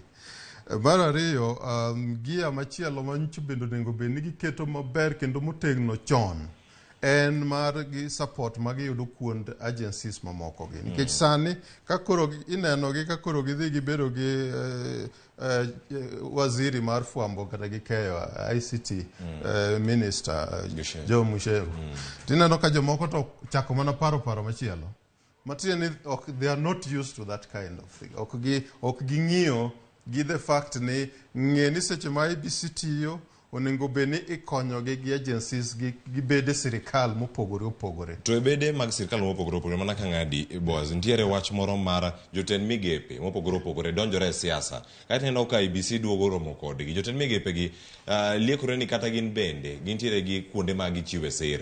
Mano kineno Musheru ni kacha mano mar ICT ine Matiang'i ni kacha Munya ni kacha kaito ikelo gik moro achiel e aputu moro makoro nego bed ni giwinjore kendo giloso chenro mag yiero oganda chopo. Bende oganda dhi yie kodgi ka neno rombe maka mago ka dhi nyime. Erokamano Cleophas. Apani mipenjo no en tut wach monego bed ni ji ng'iyo kanyo. Gimomiyo mano timore ni kuro sani mokwongo wakoni magi gin cabinet secretaries. Madieri tich magitimo onego bed ni ginyiso jopiny ber sirikal kaka gitiyone. Seche te ok onego bed ni ndalo yiero gi kende kokineno ka gidwa nyiso kama kato gimbe nikech chik bende ok ogeng'o ne giwacho ni achunya ka hata ahero ng'ane. En na ni mondo mi koro dhi ni koro en chief campaigner ni koro timo ne ng'ane mane moko onego bed notimo. To ka oponi weche kaka ineno wacho ni gitimo tije gi chon kendo IBC be timo mek gi chon. IBC tero ne kaka Joe Musheru nikech yiero ni endi a lot ma dhi mbele e yiero ni technology, data management, gik motim oluorore ka yudo ka ICT ministry nitiere gi thuolo kata gi weche mang'eny monego bed ni gikonyo godo IBC. Matiende ni onego bed ni kare na gisechako tiyo kama chon. Omiyo sani ka Joe Musheru ma bende en ka chunye to koni yae anto ok aneno rach mondo mi jatenda ma Uhuru makona ni baba Raila e ng'at maber ok aneno rach nikech ka ng'ano ema gisewinjore go madwa wacho ni gik otimo ber. Ineno ka chiko kotame mondo mi otim mano. To dwa timo mano, dwa timo mano seche ma onego bed no support a body miluongo ni independent. ineno. Koro kanye ma jopiny mamoko chako duogo ni to kare nang'o ka in ichalo mana ng'ama support komachielo to ere kaka inyalo bedo neutral mondo mi support a body monego bed ni independent ma ok oegemea pande moro kata machielo. Omiyo apani jotelo mag migepegi eki tudruok kod kony e yiero kaendi aneno ka tabu bedo mana nikech last minute dash ma apani jo IBC noduogo keto. Ka dina gitimo gigi chon ok apani dincha gibedo gi tabu maduong' ahinya. To gimachielo bende monego bed ni wang'eyo. Offices ma omi mondo mi ota migepni mopogore opogore mag yiero. Gin offices ma nitiere ikone the program, the policy direction margi. Jogo marango chenro ikonego bed ni gitimo weche mopogore. Kaka onego bed kaka iyudo ka mag onego bed ni en gima ok ng'ato go gi wiye. Nikech gibedo defined in law. Gibedo defined e policy paper ma guide gi kaka gitimo.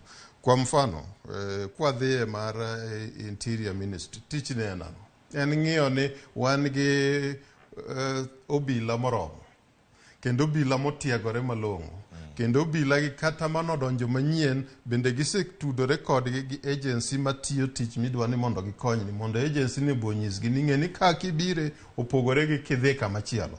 Nikech adieri seche mukeli ni koro in idwa rito pesa opogore gi seche muteri ni in koro idwa rito kura. Nitiere gik ma idwa ni mondo nyisi mondo mi ing'e kata obedo mane dhi in emiting'o bundi in emidhi rito kanyo. Matiende ni kopo ni gigi nosechakore motimore chon miyudo ka jatelo mochung' ne migawo mar rito piny kaka Matiang'i sani. Kane ok gigi otimore mokawo jogene moinduct gi monyisogi ni ae gimonego bed ni otimo en unde oro mondo jo IBC otimnu induction motimre kama. Ka ok otim mago chon to seche ma koro gidwa timo sani tiwinjo ka joma moko paro mani ok wa trust jogi. But adieri an kang'iyo kata Interior Ministry dong ineno ka gise set up gin gi command ma in charge ma timo gimoro amora mar security kendo gin gibedo ka ging'eyo ni yiero ni kopo ni dwa ni weche mag yiero ministry gi ka ok idhir ng'ata ng'ata. Gin gi office mana ma kanyo emosebed ka weche mag loso weche mag yiero chopo kuno. Kantiere tabu moro kanyo be mitere. Kanyo magi chope. Yes. E gigo duto ikruok ne yiero maduong' bende mana kotenore kod weche mag IBC. IBC tiyo kanyakla kod ute fwambo kachiel koda ineno kata ka giyawo kanyo ni mano tudruok magidhi bedo go kanyo e kinde gi ma ji ochomo yiero. Mane giyawo yanga odiochieng' manyoro. Mano nyalo bero chenro kendo tego yie ma oganda ntiere go kuom IBC e yo machalo nade e kinde makoro wacho miyi. Erokamano nikech kuom nagiyawo centers ariyo, achiel media center kendo gichak giyawo call center. Media center matiende ni koro giyawo ne jofwambo duto kaka unu nyalo dhi kanyo mondo mi uwuo. To e call center matiende ni jo Kenya duto ing'ata ng'ata manigi paro kata wach moro mochandi kata neno gimoro inyalo gocho. Magigi akoni ni sani giketo gia maber na kabisa. Gima penjo tang'o miyo gideko nyaka wenda jopiny nyaka juma mogik to wacho ang'o miyo girito nyaka sani. Mano kende gima an go gitabu. To gima gia makoro sani giketo neno ka giketo maten maber. Ka giketo to wachimo yiero mogik 2017. Kendo 2017 nagibedo gi tabu mang'eny kata court konalify yiero mar ker mokwongo ineno ka onyisgi ni gigi duto na ok otimo maber.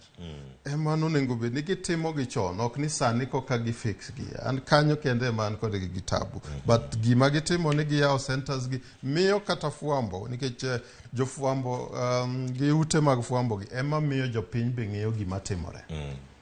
Ka ok onyisgi kata ok omigi wach tibiro yudo ka gitemo yore mopogore opogore kare wach ma ng'ato yudo koni kare ok en mar adieri to nyalo kelo thagruok e wechegi nikech yiero en gima jomoko tere to heart to en gima bende yudo ka jomoko okawe matek mani en tho gi kuo ineno. Omiyo en gima onego bed ni kilose ikruok chakore chon maber kendo nikech omiu pesa mag piny mondo mi ubed godo e ikruokgi.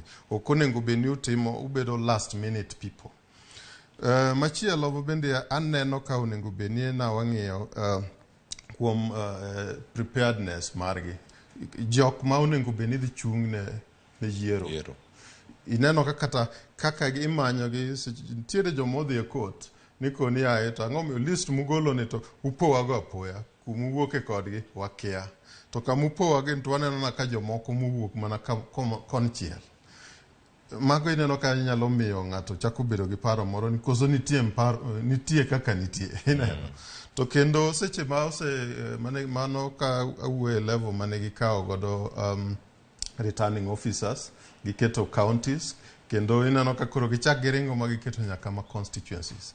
Ka gisetieko mano tineno ka kendo gichak giduogi gikone jopiny ni oruru application.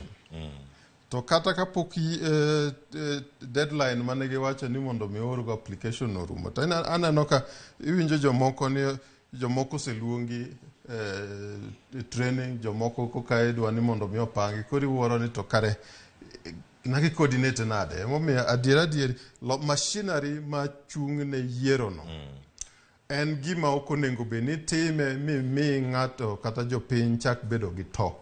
Ikoni itime in a very transparent way. It be like Caesar's wife ma ikoni gimi wacho no gi gimi mulo gi kaki nene onge ng'ama nyalo bedo gi pingo moro, nikech oneno ka penjo ni tidwoko gimomiyo time. Kendo gi time bidi time go time madwarore. Omiyo kaka sani to nyalo koni nikech nagise kawo nyaka the clerks mag polling, gisetimo training, aneno ka sani gitimo deployment, gitimo gik miluongo ni kitting.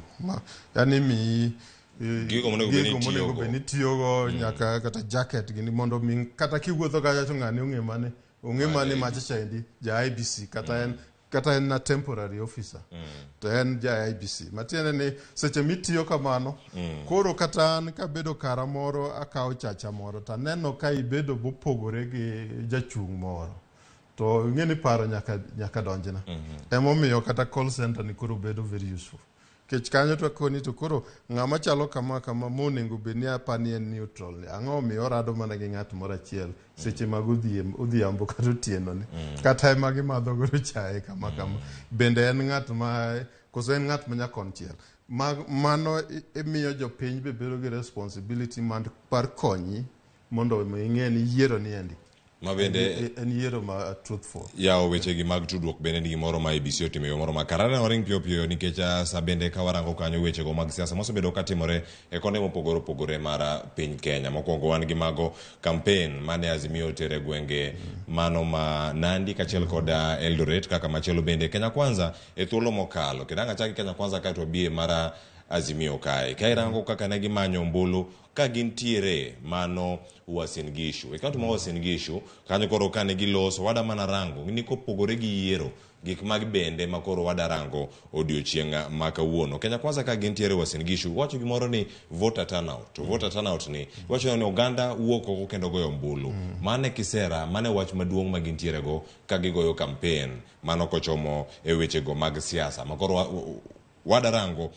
okinyi makawuono ka Ruto gi Rigathi ne gintiere gwenge ma Uasin Gishu mabende ka wanyalo yudo thuolo mana mar winjo kaka ne giloso ka gintiere Uasin Gishu County kotenore kod mano miluongo ni voter turnout mano ne ntiere e yo machalo nade ka gintiere e gwenge go ma Uasin Gishu. Wanyalo mana winjo kaka ne giloso mano kotenore gi wechego duto mago mag ikruoka ne yiero. To kata kamano ka warito mondo mi wayuda duonda Rigathi Gachagua kod William Ruto ka gintie Uasin Gishu County weche mag voter turnout ka irango kako gano osebedo ka wuok oko kendo goyo ombulu pogruok dhi bedo nade ka wachomo yiero ni ma yiero machielo miwacho ni en ma transition telo moro wuok kama chielo donjo. Erokamano. Kuom voter turnout jo oganda jo Kenya duto ok ni onagi kende kata bed ni onagi mawinjowa mang'eny sani. Oganda jo Kenya duto nengo fweny ni ka voter turnout matiende ni ji kar romb ji mobiro modhi ogo kura en important nikech joma ok odhi ogo kura go gin joma kare kuchgi watgi go kata ne ng'at machielo. in ma itimo ni kendo thuolo momiyi mondo mi igogo kurani ok idhi ikaw thuolono. Koro kata ber manyichi timo mondo mi register kaka voter chakuro ok nenre. Ineno kwasebedo gi voter turnout mopogore opogore kaka na nitie kuonde moko ma turnout ikone atamalo 99, atamalo 98, atamalo 56. In ka kari turnout no en atamalo 56 to joma moko to kuonde mamoko tero ka jogo giseko nyaka mantiere kata mantiere e hospital mapod tuo gikelo ma atamalo gi en 90 gi wiye. Ng'ene jogo seyombo. Omiyo apani gimonengo kata ma jo siasa timo. Ang'eni wacho ni wang'i gi UDA mokwongo kata Kenya Kwanza. Mana kaka ne giloso kotenre kode kato ngikonwa bende ni weche mag voter turnout ni maber en mane nikech ng'ato nyawacho ni kowuok atamalo 50 wawuok maber ahinya mondo mi oganda yud kwan ombulu no yo makare gin mage. Ma en chal mar siasa pacho kanyo kora monge jwang. Wawinja ne kaka Rigathi Ruto ne oloso mana kaka ne wasingo ni wabiro tango ni tipo makamago. Watu wa Uasin Gishu, kwa sababu hapa ni nyumbani. Mimi nataka niwaombe, tulipiga kura last election tukapata 86%, 14% hawakuonekana. Voter turnout ni kumaanisha hakuna mtu hata mmoja aliye na kura hata kuja kupiga kura. Tunataka mtoke 100%. Giwacho kanyo ni atamalo 100. Ben gimoro manyalore atamalo 86 mano wuok e gwengo mag Uasin Gishu kago ne mano sirkal mar Jubilee ombulu. Ma wachore sani bende nyalore to kako ganda ka wachomo yiero maduong' wanyalo bedo gi lokruok mane e weche mag wuok oko kendo goyo ombulu. Erokamano. Mokwongo dakwa oganda duto mo register mondo gochuru duto te. It is possible mondo me oganda duto mo register ogochi. But ibro yudo ni mondo mi jogo chopi mondo mi ogochi. Mokwongo jok ma odak kuonde mopogore kuonde mane gitime ndiko onego beni gidhi mondo mi gidok dala. Kaka sani kura mati wagoyo kura mar dwe mar aboro. Dwe mar aboro ok en kaka Disemba machon. Ma Disemba ing'eni ng'eny ji kaka Kaluowa ne ringo dok dala yudo ka ji ng'eny. Omiyo in theoretical terms ji duto ma register mondo go ombulu onego beni go ombulu. Omiyo pinje moko molony kaka Amerika iyudo ka ipenji ni ombulu ne kidhi go to dhi yudi kionge. Waor ni ballot mondo mi go ior. Ineno ka ikoni gin ballot ma ubedo posted ioro ga e post. To ma Kenya ka pok wachope that level. Omiyo kata ka walieko ni mondo bed 100% podok nyalore. Podok nyalore but undesirable. Onego beni IBC cheko ni to mondo mi wamany jowa nikech mage clients mag IBC mokwongo. Gin gi register to gin kanye wapenj gi ane ni to chieng' mwadhi goyo ombulu ni nikech tarik mwadhi goyo ombulu kata 2027 wang'eyo kaluwore gi katiba mantiere sani. Ng'e ni en the second Tuesday mar August mar the 5th year. Mano idhi kalenda ticheko. Omiyo ok onego beni en gima opondo ne IBC. Onego beni wang'iyo ni kopo ni dwe achiel dhi yudo ka pod in oko e area midhi goche ombulu. Karo onego beni oro ni ballot material mondo mi post mano kuro in advanced technology. Pani achiwo example mar America kaka gisebedo kata jogi ma yudo ka ntiere kuonde lwenje ma oko luto margi. Kaka piny Kenya wanya be obedo thuolo mar chopo kanyo. Wabiro chopo. IT process marwa is advancing. Kenya actually is an innovator. Kuonde mang'eny. Kata M-Pesa gini and all that. And positive. Kenya ka wabiro loso gik ang'eny. Mar ariyo seche ma ntiere joma bende ntiere kuonde mag tuo and all that. IBC ok onego beni rito ni dhi choko jogo ikelo. Onego beni gin gi agents ma wuotho mondo mi jogo bendo mi ogonegi. Mano is easier. Nikech ng'ama tuo mane okete tube and all that niko kidwa ni mondo mi ogol. Mar adek kuondewa mag motweji nikech ng'ama otwe sani nigi right mar go ombulu. Koro kuondewa motweji go onego bedi pod gimbe imiyo gi thuolo mondo mi gidhi. Adieri gima chuny wach mipenjo ni atamalo adi ema nyalo bedo moromo. Onge utafiti kata nyanonro mosebedo mawacho ni atamalo makama emoromo. Ting'eni kura ni iyombruok kaluwore gi ji adi ma support mowuok ogoni kura. To gi ji adi ma support opponent ni mowuok ogoni kura. Nyalo bedo ni en gi ji mang'eny kuma o register no, to jok madhi wuok kende madhi gone ombulu idhi yudo ka gin atamalo 52. Tiyudo ka atamalo 52 ni koro joge mane ng'eny kendi odok piny. To ng'ato bende nitiere kama voting block mare bende en gi ji mana matin to atamalo wuok 98. Koro kata kidwaro ni mondo mi ji wuog maromo nade to 98 osechopo jogo ng'eny tiyudo ka kare pod gi balance mana off gi ng'at ma wuok gi 52. Omiyo kwayo kata ma onego beni ma ang'ene jofwambo gimusebedo kotimo ukwayo yawa ni gima ber onego beni ng'ata kama intie. Kaka sani wang'eni wago ombulu tarik 9 mano Tuesday juma manyien. Kopo ni register Mombasa, okonego beni sani kiwuok Mombasa ni dwari ngibiro Nairobi, kata ni dhi Siaya, kata dhi Kamagambo, kata dhi Ombogawa, kata dhi Kany. Sani onego beni item mondo mi ibedie area midhi goyo ombulu no. Ka in mabor tem mondo mi iyud rieko mondo mi chop kuro. Kendo gintiere mane ndara kendo sani be oganda osewuok ka chomo gwenge mopogore opogore. Koro mana dakika machok mana kidatieko kanyo. Do tieko kanyo gi jo transport. Nikech ing'eni seche gi nitiere tricks moko ma be seche moko play out ma koro nyalo chando jowa. Iyudo ka sani ka joka nitiere transport gikoni kabanwa kawe pesa mar siling 1,000 koro wamedo nengo 3,000. Nikech oganda koro ni ng'wech koro ng'ato ng'iyo to koni ai to 3,000 ni adhi chaka golo kanye. Omiyo gimonengo be ni sani timore fairness ma jopiny nigo okonengo be ni sani ko medo negi nengo.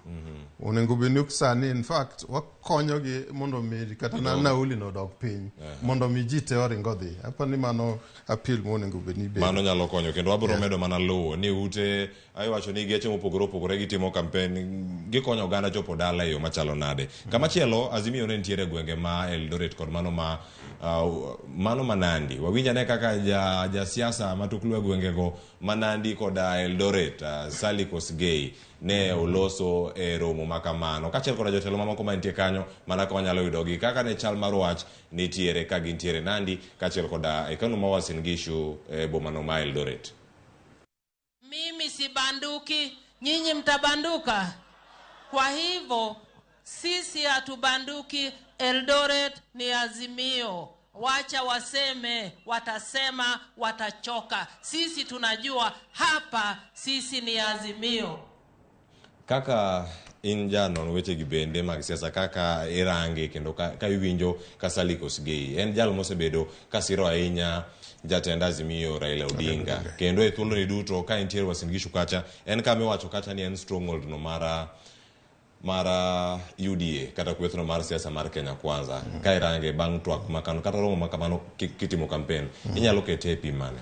Mokwongo gima Sally Kosgei wacho onge kona mora e Kenya kama inyalo dhi yudo ka ombuch ng'ani kata ng'acha onge kata gitin to gin ombulu kendo gintie. An kata kiwacho Uasin Gishu mane dhieni ng'iane kata yiero ma 2017 kuro ne yudo ka en ngome meni nyalo koni mar Jubilee to kanyo presidential candidate mar NASA nong'wana ombulu chuth kendo na en gi 10,000 can I remember but na en gi 1,000 pieche ok kata ni 100,000 gi wiye en gi 1,000 pieche ma percentage mare na en very high.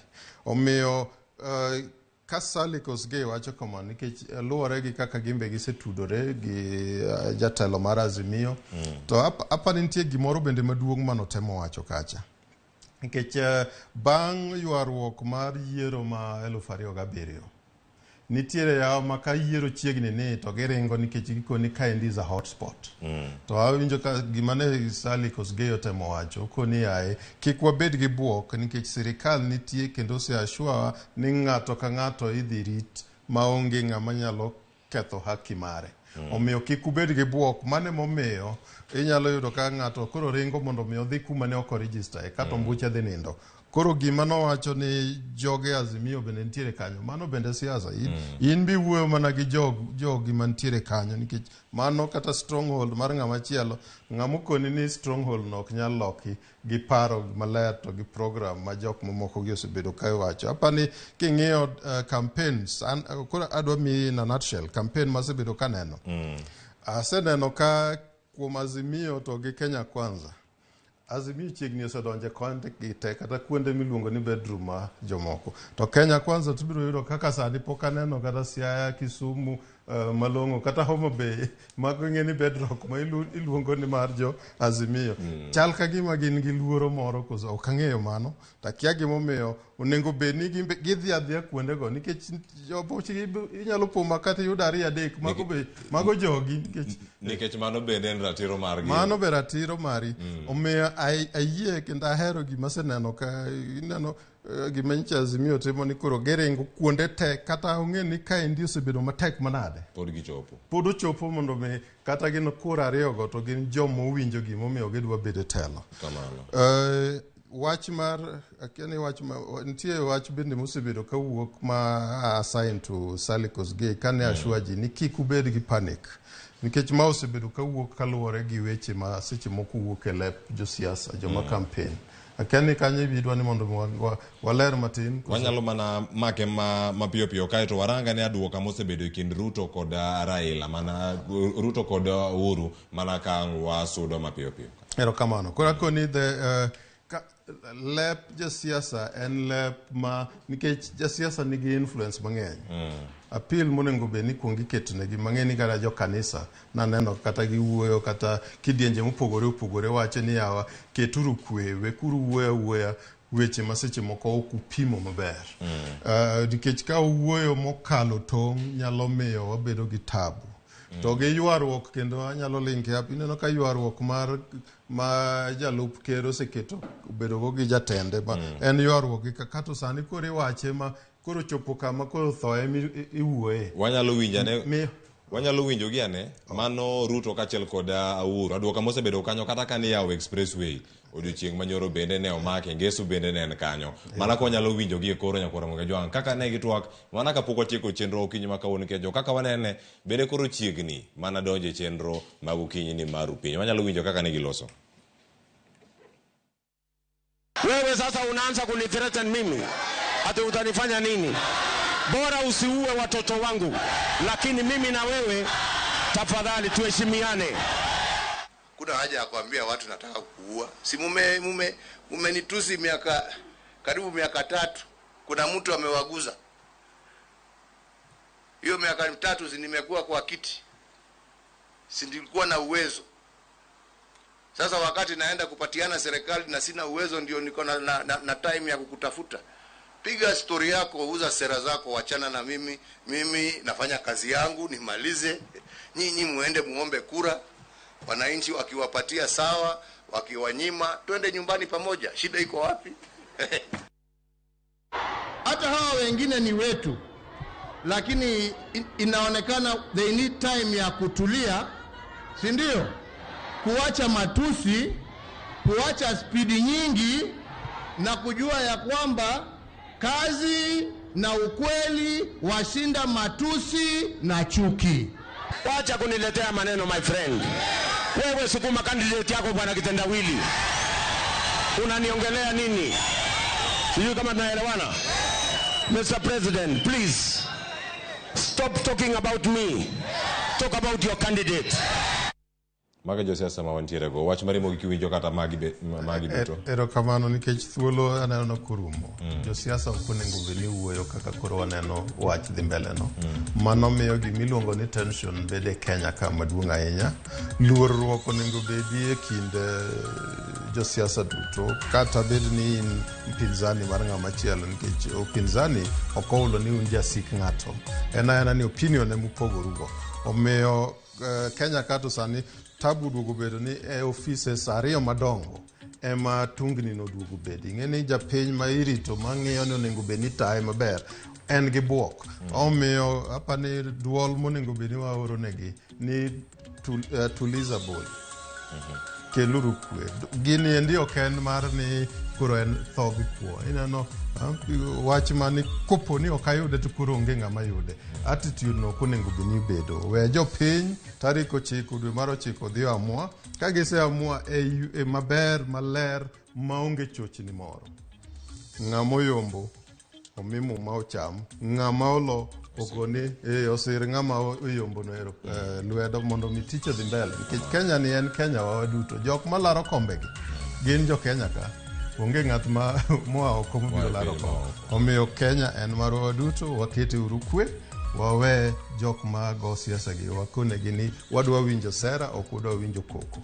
Mana kamano nyakora Ramogi Jwang agoni erokamano ahinya. Erokamano Bwaza waruku kwa miruto ma toko okinyi ma kawuono e chenro ni mar piny. Nyakora Ramogi Jwang in mibiro kod dwaro okinyi nyaka sani wagoni erokamano. Chenro mabiro mano mar kaka wanene kod nyawadwa Victor Otieno Juma kendo ikete mana kae. An aponi manorito masani mabiro podi ang' waduogo kendo bang' kaka wanene mondo dhi nyime kod chenro mar mbako romo. Rito masani nyinga Cleophas Oluoch.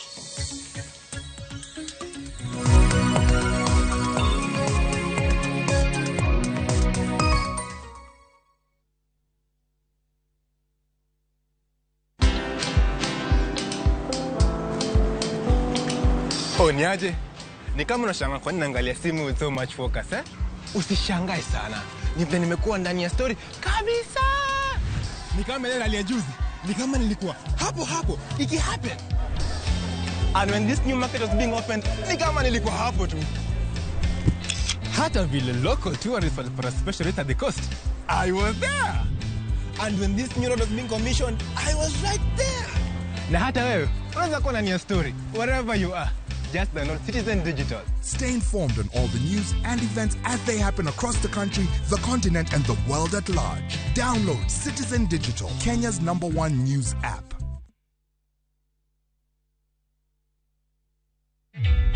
Introducing a new way to earn cash every time you buy airtime. Simply dial *487*2#. Buy airtime, pay for electricity or water bills for you or someone else, and get paid papo hapo. Usinunue airtime na tokens bure tu. Earn instantly with *487*2#. Dial *487*2# now.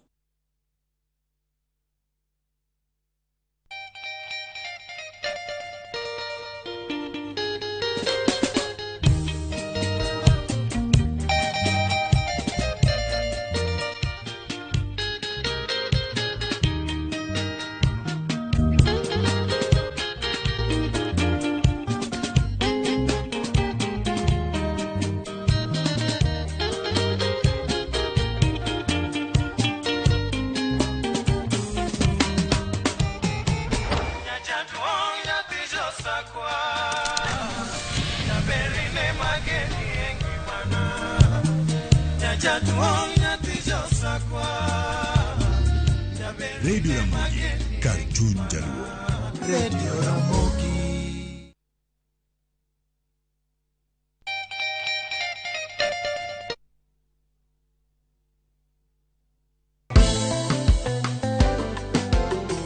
Pur osebedo ohala maduong' e pinywa kaka jo Kenya. Ng'e mang'eny kuom jopur kod pur. Strawberry dwaro close attention. Kendo odwaro ni seche duto isiki wuoyo kode, imuli amula. Chakre loso puodho, pidho cham kod kayo cham. Kifwenyo gik manyien kod yore mag pur manyasani. Puonjri weche pur mamolo e chiro masani kiuso kendo kinyiewo gik moa e puodho. Magi te yudore pur gi ohala chieng' tich adek saa 1:45 mana e Ramogi TV.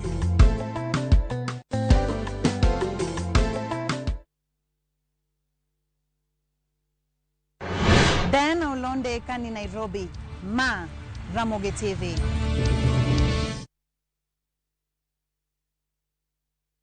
Can't wait to post my new hairdo on my Insta story. As new hello. Lazima nipige kura. Sometimes ni lazima. Lakini saa hii serikali ya baba itatuwezesha. Guys, make sure you vote. Lazima nipige kura. Get out and vote. Vote Azimio Blue. Vote Baba and Martha. Get out to vote. Vote Blue.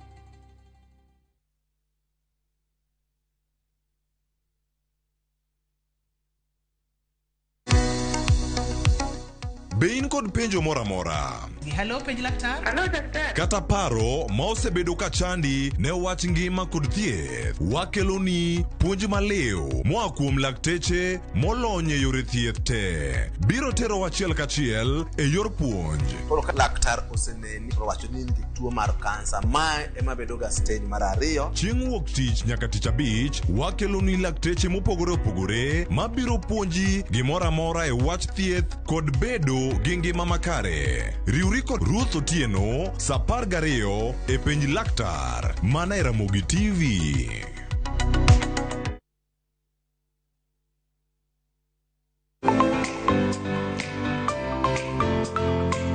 Pok gunde ng'eny nikech imedo fweny gi piny marum. Interest no kod neno gik moko kaka di YouTube, gi jogoro moko be kanyalo kaka igoro. Wantiere koda sunga kaluwore koda kit pok mantiere e aluora marwa. Ji oseng'e value mar tijwa. Chon ji ne paro ni law mowuok oko ber bolo law motwang' ka. Wafwenyogi kendo wamiyogi thuolo mar nyisruok. Nitie jok mane industry mosebede industry for so long. Los kodgi penjgi ni adwa loso gini talose nade. Kik yie mar pok kod talanta bayi chieng' tich ang'wen ka tich ang'wen chakre saa 2 nyaka saa 3 mar okinyi e TV mar Ramogi kitayo kod an Sharon Ong'ao.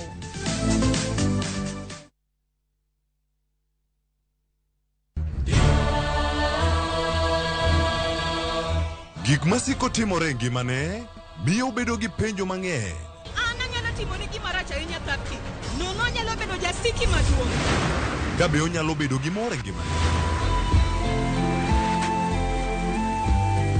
To hera ma en go kuom jode miyo temo umogi gi yore te. Ing'e ni kawuono Thapki ochako miyi ngima machielo. Akwayi ni ikonywa wate. Thapki wuok tich nyaka ngeso saa 2:15 e Ramogi TV.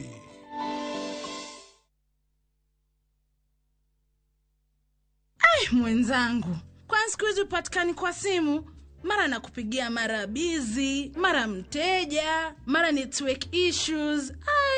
Mambo yako ya kizunguzungu mengi. Kwani kushika simu shingapi? Hebu nieleze, kushika simu shingapi? Dial *860 *412# to get shingapi.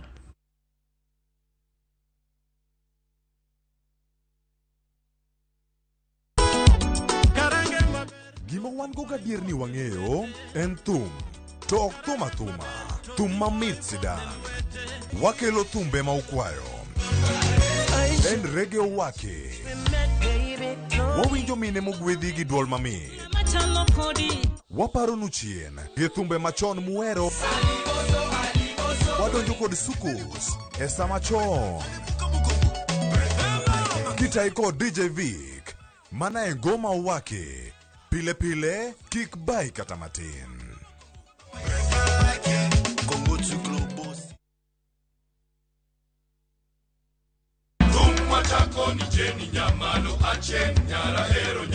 Kit thumbe mawakelonu otenore e ndhadhu maggi.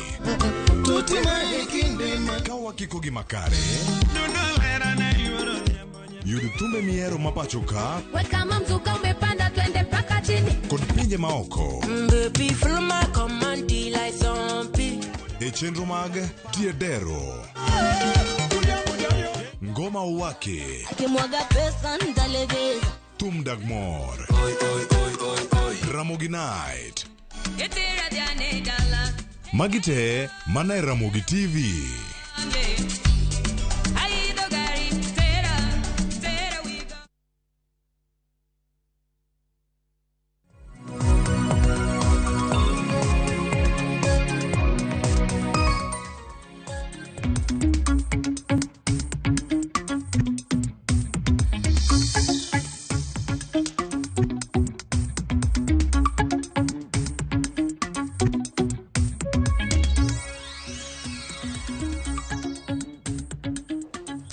Oyaore nyakwara Mugajuan kamora mora ma intie tarik 1 mar dwe mar 8 higa mar 2022 osebedo kwa kwano higni wasedonjo ka kwano dweche sani koro wakwano mana ndalo ma odong' 7 kende to jo Kenya dhi e yiero Jo Kenya milion 47 rito okang' mibiro kaw kod jo Kenya milion 22.1 maben nitie kod teko mar go ombulu mar yiero ji e kombe auchiel mag katiba koro yango. Dhi bedo nade Nyakwara Mugajwang'? Warwakni machiegni e chenro ma kaka wanene ka wantiere kod geno ni iseiko gigi mag lweny, ok lweny mar gorruok, lweny mar yiero kitelo midwaro mabro riti higni 5 mabiro. Mano opande kanitiyo kode ndiko kura kata mana passport mari mabende pod tiyo kanitiyo kode ndiko kura. Ma en chenro mari mar kaka wanene, chenro mabende kolo kendo fuono weche mopogore opogore. Bende mi puonj kaka jalut ombulu ing'eyo ratiro mari kanyakla kod gik mopogore opogore matimore lwasi mar siasa, yuto mar oganda kanyakla kod dongruok mar oganda. Machiegni nyinga Victor Tino Makajuma kaka pile antiere kod yawuot luo ma wigi otimo jere mabro konyowa kolo matut mokuom weche mabende oganda jo Kenya osebedo kaluwo nyaka ne wachak juma kachiel kod kawuono ka wachako tarik 1 dwe mar 8 higani. Wiya kik wil Nyakwara Mugajwang' mar kwayo ne maber ka ichako dwe mar 8 higa mar 2022. Ka ok aketho kinde akawo thuolo mar rwako Charles Odhiambo. Charles, oyawore kendo machiegni. Happy New Month. Oyawore Victor, kamano ahinya. Gweth mar higa manyien. Koro dwe manyien. Dwe manyien. Dwe manyien, dwe mwachako go telo manyien mar telo. Ing'eni dwe mar 8 sigand Kenya higni 40 mokale mane jomoko dwa loko loch mar KANU ndalo machon. Dwe mar 8 bende mane bomlaso timore. Dwe mar 8 nigi sigana marach ahinya sigand Kenya. Dwe mar 8 ema jaduong' Kenyatta noninde bade. Dwe mar 8 ilore skul. Michael kijana wa Malwa bende owewa. To juma mokalo giko dira mokalo nyocha nasomo gimoro. Ni seche te odiochienge te ok bed ga mana maricho. Nyaka iyudie gima ber. Gima ber kata obed achiel e odiochieng' marach. Koro e dwe ma osebede pach ji ni rach ni. Ing'eni dwe mar 4 chon koth ne chwega, tinde dwe mar 4 koth ok chwe. Koro mano sigana machon. Dwe mar 8 bende nonyuol e Kenya manyien gi gima ting'e lwetane. Ma bende koro tinde telo wanyalo go mbaka, inyalo bol wach kata ne jatelo marito piny ma otom ng'weche Twitter gi Facebook mare. Ero kamano ahinya.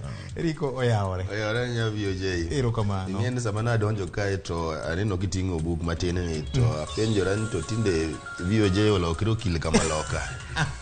Mogoro dwa chako no ka I want to say this without fear of contradiction. The law is very clear. Ero kamano neno ka wachako dwe manyien kendo en dwe manyien ma jomoko dwa fundo ng'en koro en dwe manyien kech ka wasego kura wik manyien nitie jomoko manyaka fundi to nitie jomoko bende madonjo kama jomoko funde no koro en dwe ma wadhire no ka en dwe ma ji dhi bedo busy ahinya gik mokekore gik matudore ng'eny koro en dwe ma koro nyaka waikre ni udhi bedo dwe maber mana kaka Odhiambo wacho ni samoro gik moko nitie mabeyo nitie maricho koro wan wageno ni udhi bedo mabeyo nikech jomoloyo ombulu dhi bedo mamor kendo gidhi keto nyasi mopogore opogore ka gi celebrate yombo mar ombulu koro en dwe ma wanyalo neno gik moko mopogore opogore. Ero kamano ahinya. Wiye be okwil ka wan gi jatend migawo ma wuodo nagi ma bende winjo weche mag ohala kang' none. Edwin oyawore. Oyawore ahinya Victor. Kosa dhial mok kiwinjori go koso nang'o jo? Oromo. Anatosa. Mane kaka idhiro ga ji. Kochopo dwe mar 8 kaka koro wachopo. Jowinjo matek. Piny kuodhe. Kosa yombe nomination to no maya. Piny kuodhe, jopiny kuodhi. Jok manoromo sani winjo matek. Ero kamano. Hapa ni dwe mar 8 ni ananeno ka amor kode nikech ma en dwe mar lokruok. Wasebet gi yamo mafuto matek koro chopo kama koro yamo nyaka koro dog piny nikech gimoro amora mantie machakore nyaka bed gi gikone koro kwachopo e gikone to an morna ni koro yamo mane futo matek cha dipo ka odok e piny mondo koro wadog e gik ma wang'iyogo tijewa mapile pile to gi kaka wanyalo gero uchumi mar pinyni. Ero kamano. An yamono nawe ni dwa wachonwa ni e piny Turkey winjruok ma sani ikete kind Russia gi Ukraine wach mar ngano kod mo kamoro nyalo kelnwa fuong'ruok kaka jo Kenya bende. Gino wache yot malotime nikech osebet ka Turkey osebet ka donje dier gini mondo koro ye meli madongo dongo ochak mondo koro dhi om ngano koro wache to yot koro kaka idwa time ma meli gi dhi makel ngano maduogi kanye ma pod weche nyalo bedo matek matin wan mana gi geno Charles mopogore kod ngima Nyasaye omiyowa gi koth makoro go piny luo ni to kod lwasi makod tieni en ang'o misebedo kiluwo maber gi marach ni koth no ber Victor ndalo adek chakre tich 4 tich 5 ngeso nyoro be nya yudo report kech nyoro nyase wuok kaluo ochwe an gima nyalo wacho ng'ama kamoro koro ikore ridho oduma otema mondo mi opidh yien nikech kar yien kanyo kama konyruok nitie gima mit malo pidho yien ming'e ni tipo ne ok bi konyi biro konyo tieng' mabiro onge piny ka to kaluwore gi penjo mipenjo maber kata marach Victor adwa chako gi marachna nya neno gimoro e gweng' ma nyaka wawuoye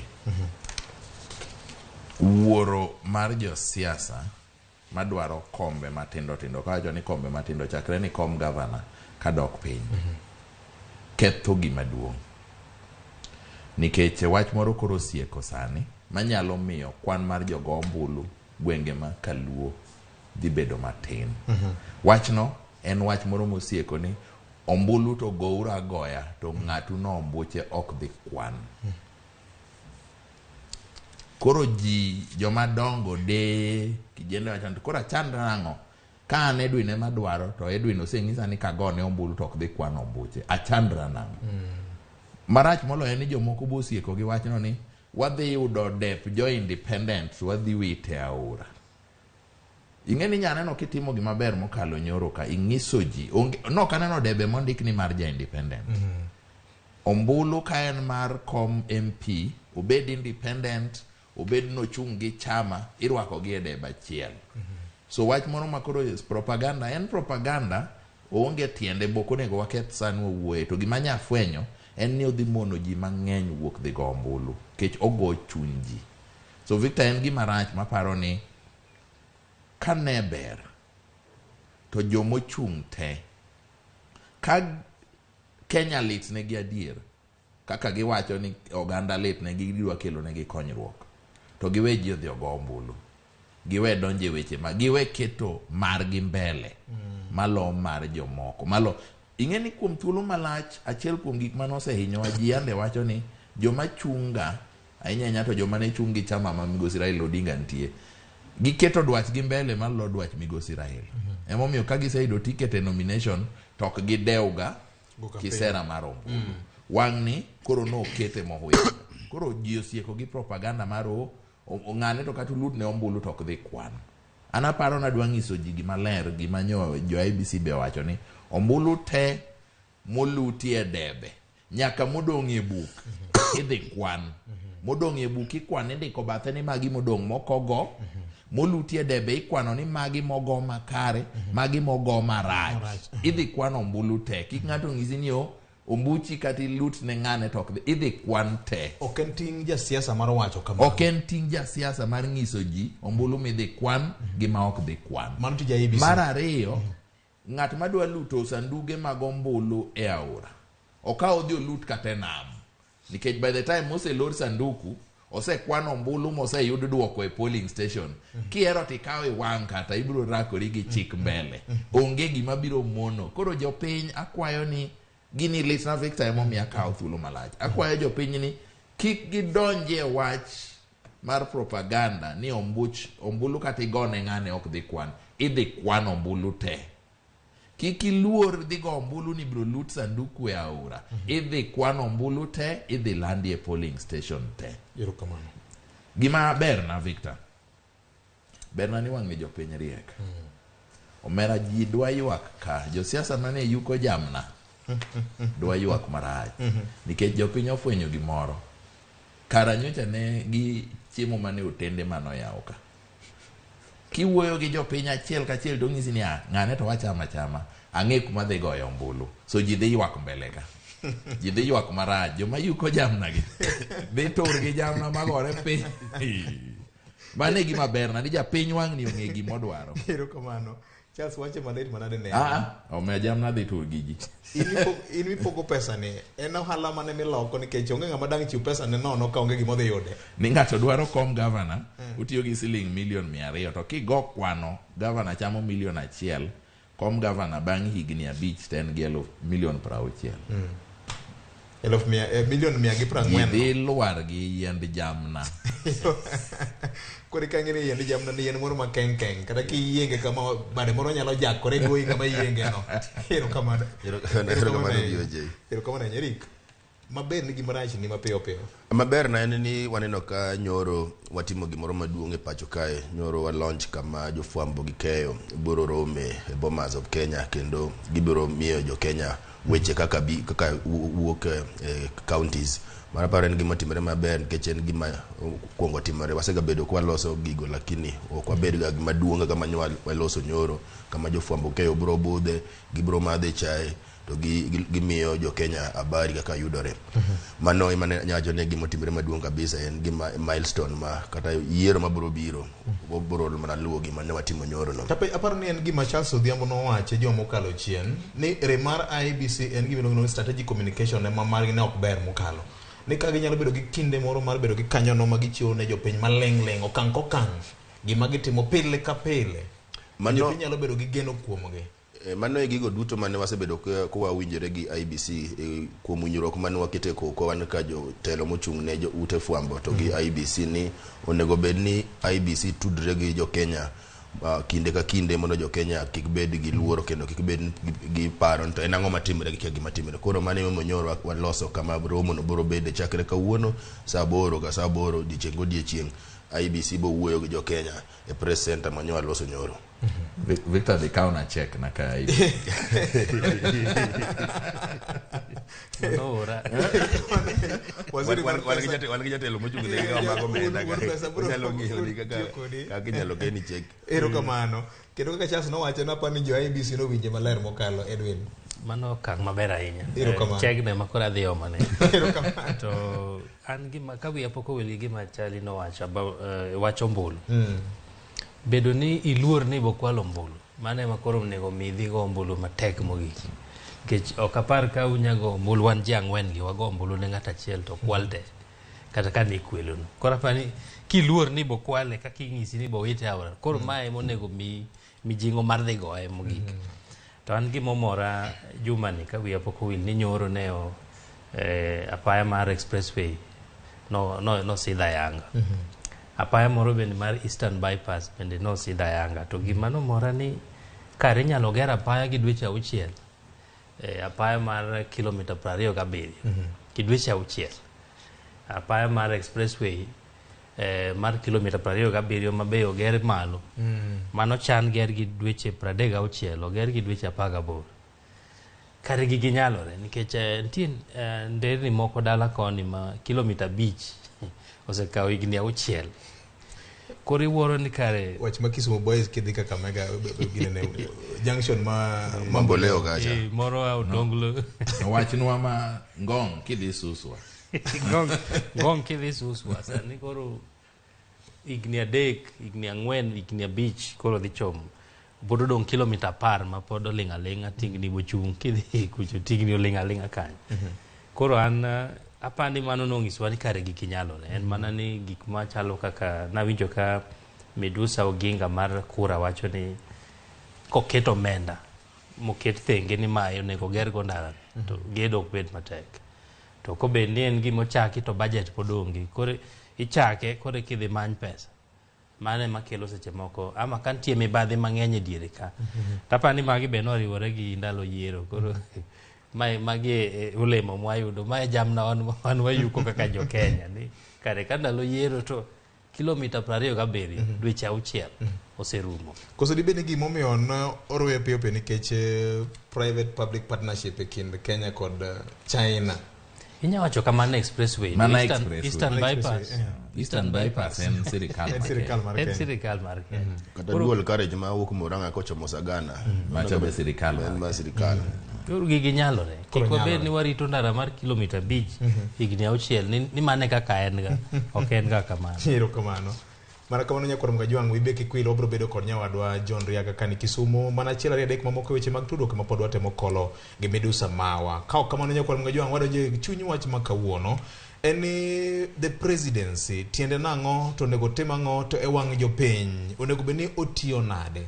Mae mbaka ma oganda jo Kenya osebedo ka goyo katilo mokwongo mar sirikand Jubilee e kind jatend piny Kenya masani Uhuru Kenyatta gi jalupne ne one ka weche duto mag sirikal ne gitimo kanyachiel kendo girwako nyaka nanga machare. Tang'o ma tinde otimore? Tinende nyakwar Mgajwang' kinde madong' kod ndalo abiro kendo siasa mar piny Kenya chal ka gima kodhi rumo kado koda debe maduong' mochan tim tarik 9 dwe mar 8.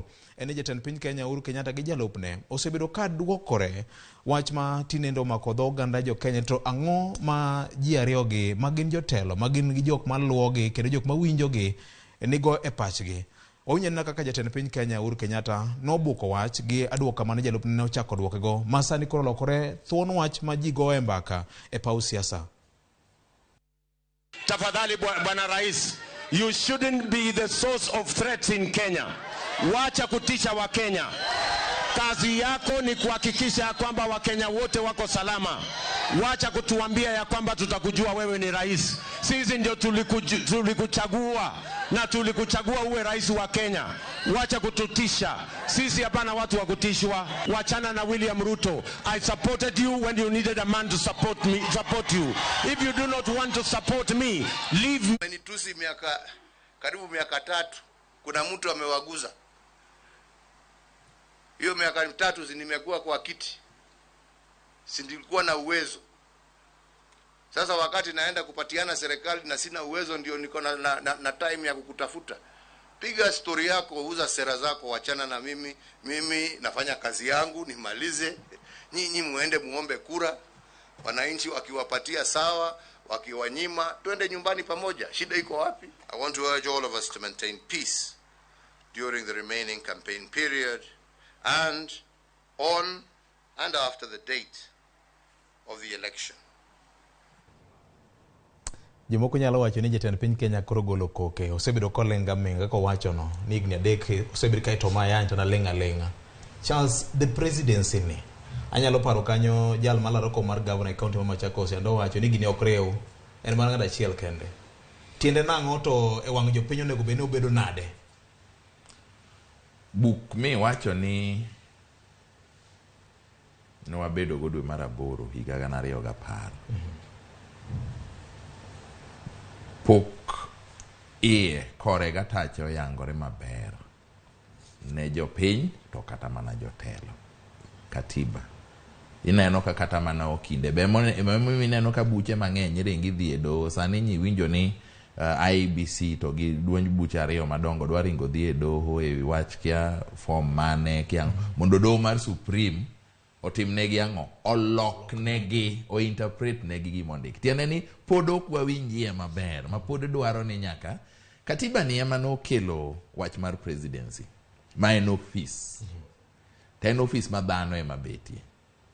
Dhano achiel mosebedo ka waywaki e Kenya kane achiel kuom gik mahinyowa en bidhruok, integrity. Bidhruok ok koso bidhruok ok en mana kwalo pesa jopiny kende.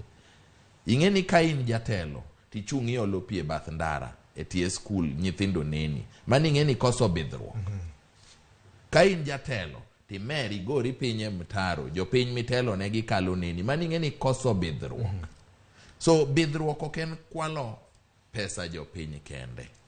Bidhruok en kata mana kaka koseketi office moro iwuoyo nang'o, ka wach nitie idwoke nang'o, ka ywaruok nitie ilose nang'o. Mane gima osekoso. King'iyo Victor kama tek ahinya West 131 mar katiba wang'e matindo 2. Anto kan okil tasome kaka en. Kechi wacho ga ni katiba ka nitiere gimiluongo ni the letter to nitiere gimiluongo ni the spirit. Koro anasomo the letter. The spirit to tiende amolo giriema nondike mong'eyo. The letter ka wacho ni jatend piny ema biro bedo achiel kuom ranyisi mag riwruok mar piny. A symbol of national unity. Sama moko kuom jopiny osechako neno to koro jatelo ni kara koro monego riwa ni kendo koro thuwa keto to e ng'at mobetie lemo mar telo. Presidency inyalo paro iwacho higa 13 to kata mana higa 17 kasati to chalre katai to chalre ne gichalo rude jomoko luongo ni root. Kaeto sama ne dwach gi koro duogo pogore to giweyo telo gilokore josiasa. Ang'o miatemo wacho ma? Nikech jasiasa en gima riwe gi wadgi, en dwache, gima kizungu luongo ni interest. Higa 13 joge ne nigi a common interest. Higa 17 ne gin gi a common interest. Sani koro dwach gi interest gi opogore. Ruto dwaro, Uhuru dwa ni Raila obedi. Interest gi koro giwe bedo jotelo. Koro gilokore josiasa. Mana kaka pile wawacho ni sasa ama dwach josiasa oporore. Kata josiasa manyok modre pinyoro kawuono biro bedo siepe. Waseneno mang'eny. Handshake to kata mana BBI. Waseneno mang'eny kama kawuono gi kidhore mapoko dwaro yudi kiny.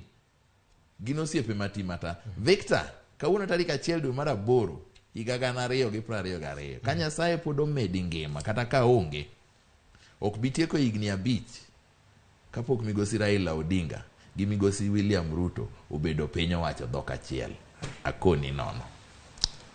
Gimomiyo yie kodi kane wan Homa Bay, kane wadhi e nyasi moro mar puonjo piny weche mag pith gi pur 2018, Charles nonyiso wach moro ni kidek ne jakom dwe mar achiel ne jogi dhi mosore mbele ka to bro kelo fungruok ne jo Kenya nikech Kenya duong' moloyo ji ariyo gi te. Eric, wan e kinde ma tek Kenya kaka Charles otemo lere ni buk mating'o ni katiba ni otemo ng'iso ka kit ng'ama bedo e office mar president kata mana public office kite kaka onego bed ni koro chalo gi gik monego bed notimo machiwo luor ne office ma jo Kenya omieno. Be osebedo konenore kind ji ariyogi? Aparo ni mana kaka achale wacho ni jogi ne nigi dwachgi ma chalre kane gimanyo telo higa mar 2013.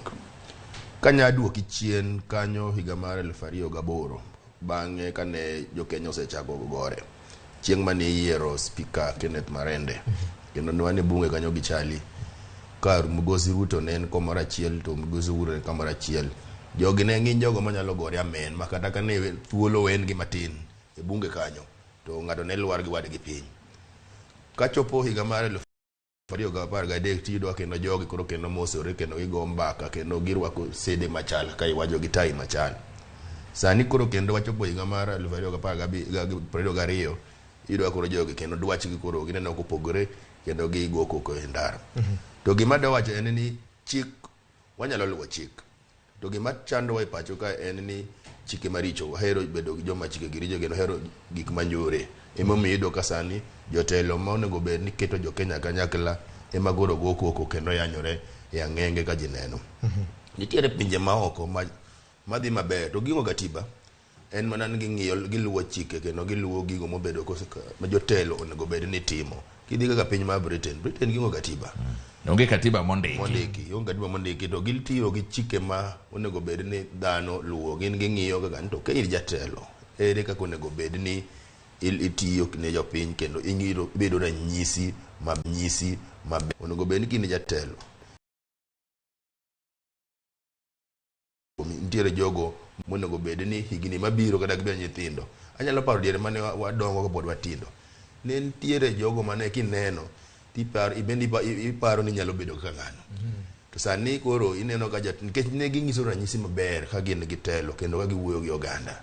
To sani iyudo ka koro jotelo monego bed ni ngiso ranyisi monego bed ni waluon an bende kad bed higni 20 moko mabiro tanyalo gombo mondo abed kaka Ruto, anyalo gombo mondo abed kaka Uhuru, anyalo gombo mondo abed kaka ng'ane. Iyudo koro sani gigo ranyisi ma ginyiso ok inspire generation mabiro. Edwin, wan kama tek ahinya. Ng'eni king'iyo weche mag ohala joket mwandu samoro chunygi nyalo bedo gi to ni to weche ma jotelo gi puse dhoggi tero Kenya kanye? Victor, bedo ni jotelo wuoyo kaka wuoyo no mokwongo jopiny ema dhi hinyore nikech gima pano onego watamre ahinya sani en ni giwacho ka gi dho ngere ni there are no permanent friends and permanent enemies. Gino bera kaka iwache no to kapar ka en gima kiduogo e japiny to ok en gima ber nikech kori tuga kodi nikech kawuono wagore gi Victor kiny to kipenjo wato wacho ni onge permanent friends, onge permanent enemies. Kinya abwok gi Charlie tung mosu ka wawinjo ka interest wa biro machiegni to wachak wadoke gima nwa wacho cha ni onge josigu ma ok rum kata osiepe ma ok rum e siasa. Gini ni mane siasa ahinya. Ok apar ka tie kuonde moko ma be gini wache kaka wawache yo siasa ni. To jopiny ema hinyore nikech seche ma ji wuoyo kama iwacho no ala kata pesa oluoro koko. Kidhi Nairobi Stock Exchange, Securities Exchange, en mana sentiment ema uso. Luasi mar kaka ji wuoyo no kende ma ema romo ketho chiro. Nitie jaketo mwandu ma ko winja ni joma ni winjore ka sani koro kwinjre to en osema na wuok. Koro gik machalo koko bila gi okin giber ne luasi mar ohala. To mar ariyo bo ken ranyisi maber. Kata ot ka baba gi mama uka tung mosuo sitting room ji go aga koko. Apani nyithindo bende nitie kaka ngema gi ok ber ahinya to be en ranyisi ma gikawo marach. Sani koro deputy governor gi governor wacho ni dong kaka jidak koro yen ma yuarwo. Kidhi kata mbunge gi joge moko dong mae kaka jatelo ji yuare ga yuaya kamano. Ok en ranyisi maber ne kata ofise mamoko. Charles, angeni higa mar 2017 higa mar 2013 wach mar ICC ni wacho ni ne kagimano keto break ne kit siasa mane gore e Kenya ka. Chal ka gima gino nokonyo kamoro masani nyaka ne yawagi buchgi ni ruombre piny. Victor, kiluoga kor, inge kor. Pathway. Kidhi ge aora. To tie ng'owo moro mane both korno. Iwinjo kidongo tiwinjo kiwacho ni ng'owu no ng'ielo moro dakiega. Samidhi aora, ang'o madhi mbele pachi? Remo kanyaka kai. Iluora. Ijuola nikech iwuotho kitang'. To chieng' mowang' kanyo ma ng'ato gong'owu no piny mowang'o go makama kanyo dong' maler. Samidhi aora, ang'o madhi mbele pachi? No iwe. Kaber. ICC nobwogo jo Kenya higa 13 nikech no gima nyien. To ka jo Kenya nodhi ICC moyal buche ma jo siasa ma jo Kenya oamini. Aneno ka nonro wacho ni kanitie joma jo Kenya ok oamini to jo siasa. To king'iyo maber kanitie joma jo Kenya oamini to jo siasa. Jo siasa ng'eni ko wacho gimoro amora to winjo ka gisiko mana ni ok ubiwa. Gisiko mana in plural. Unge ja siasa mawacho ka ni ok ibi buoga bwana. Hautatushtua, hautatutisha. Winjo. Gini wang' ni wayudo, ok iwinj ka wacho ni gini wang' ni ayudo. So unge joma jo Kenya wamini malo jo siasa. Mane adieri mar wache chuny jo Kenya ma iye. Bemo winjo ka jo siasa, jo piny wacho ni ng'ane ma wang' ni watero, ng'ane owacho ni dhi timonwa ma. Seche go wigi wil ni higni 5 mokalo, be nochiko gi no dhi timo ne gimoro to kotimo. So gima temo wacho ni 2013 ICC nobwogo jo Kenya. Jotelo kodaka jo piny. To bang'e ka koro jotelo odhi kuro ma oyal buche moko mbemore piny, moko kia joneno onge, moko giwacho ni karamae chalre to romre. Gimoro migosi William Ruto chieng' moro ne en rally moro to wacho ni jo kambi moro ma jo China noloso masin ma fwenyo jokuoge. Koro kambi ni notero masinde go Nigeria. Kotergi Nigeria to mak jokuoge buora to masinde 10 lal. Omak jokuoge buora. Matin na chiegni 5 6. Ko biro Uganda ka omak jokuoge mang'eny. Kano kel masin no Kenya ka mondo koro mak go jokuoge to masinde go kwalte. Teneni wajo Kenya ka wang'eyo piago riekwa e gik matimore. Sani ICC ok inyal bwogo go ja siasa. Ong'eni kodhi kucho to ka en gi pesa to bura no bro ruma. Apa ni gima jo piny nyalo bwogo go jo siasa sani. En jo piny mondo ng'udhoko jo telo mosebedo ka wuondogi. Kata ja telo mora moseng'iso chia ma ok kare mar telo. Gitim gi wach. Ndalo manotiyo kamoro no chaji kata notima ng'o kata ne okotima ng'o. Ka jo piny ne nyalo ng'udhogi to yiero mabiro ji dhi lokore. Kata ka gichak gifwenyo kaka gidil gi jo piny mbele to yiero mabiro to ji dhi lokore. Eri gik moko ariyo en ni siasa ka iwacho ni gik moko ok porega. Gin en kwano mogo mar chopo dwaro moro. Dibed ni mana achiel kuomgi. Nikech king'io siasa ma Kenya ka emotions, whipping emotions chal gima en achiel kuom riekni mar go siasa. Erokamano VOJ, king'iyo kaka jo siasa mosebedo go gin jogo mosebedo siasa kuom higni mang'eny. Ng'ato kaka Migosi Ruto nochako siasa 1997 ka gin YK 92. Migosi Raila Odinga bende osebedo siasa kuom higni mang'eny. Kata mana Migosi Mudavadi, Migosi Wetang'ula, magi jogo duto mosebedo siasa kuom higni mang'eny. Koro ging'eyo kaka gitugo gi pach jo Kenya. Ging'eyo buttons ma kodiyo to ng'e kaka jo Kenya di react. Koro mano ema osebedo ka gigoyo. Mana kaka wasewacho ni ok wanyal bedo gi lokruok ka pod jo siasa gi ma pod ginie game ni gima pod magitugo. Onge lokruok moro ma wanyalo neno kaka jo Kenya. Mak mana ni tarik 9 nyaka watigo thuolo no maber mar lok. Kata ka ok waloko gi te to wakele ur joko manyien, jomoko man nigi paro manyalo konyo jo Kenya. Mano ema omiyo onego bed ni wagoyo jogi kogno. Adwa wacho gimoro ga ICC. Ng'ato nowacho ni sani ICC ok nyal bwogwa nikech ng'awno mochung' ne weche mag prosecution ne en lawyer mar Migosi mar Ruto. Koro en bwok mane ma gibro bwogo wago ni sani koro jo Kenya kutemo to ubo neno. Wasedhi kuno kendo waseneno gi kaka ICC osebedo gi cases mag jo Kenya kata mag jo Africans moko. Koro en ni jo Kenya ema nigi thuolo mara mokwongo en goyo ombulu mondo wagol jotelo maricho wakel jotelo mabeyo. Mar ariyo rito kwe. Nyaka warit kwe, kik tulo muoch, warit kwe bang' ombulu Kenya nyaka bede kendo ngima nyaka dhi mbele. Edwin, mana kaka ne wacho cha chal ka gima koro jorieko ma katiba nyaka koro non pogo wate kendo president gi running mate mare kala mana governors gi running mates mage. Mae kama koro wachome. Nikech ang'e ni Senate kacha nitiere paro moro mar chik ma Kipchumba Murkomen osebedo ka doloye wach mar kelo wate kind governor gi deputy mare. Ok apar ka ni koro onego waloke nikech ma katiba mana kaka nowacho ni pod irudo iye, pod wawinje.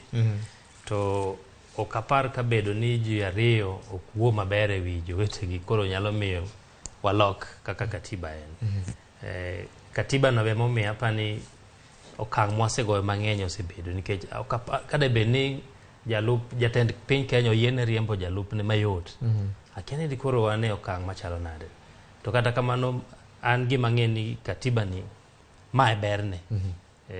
Mae berne to kik waloke nikech gimonego waloke en kit jotelo mabete kombego nikech kibete komno to in ing'e ni an jalup jatend piny Kenya. Tie kako onegi timri, tie kako onegi dimbri, tie kako onegi wuo. In e office miluongo ni the presidency. Koro office ok rach. Joma ni betie dhano ma betie office kae ma koro nyaka wang'e ni to wabro keto ng'ama kite chalo nade mondo bede komno. Tapani be waseneno rachne kwa keto joma chalo nade to ka giwuoyo machalo nade. Koro kata joma biro bete manyien be ong'eyo kako onego bed ni gitimore mondo kik bed ni koro office olos maber koro wagoaga koko wakete.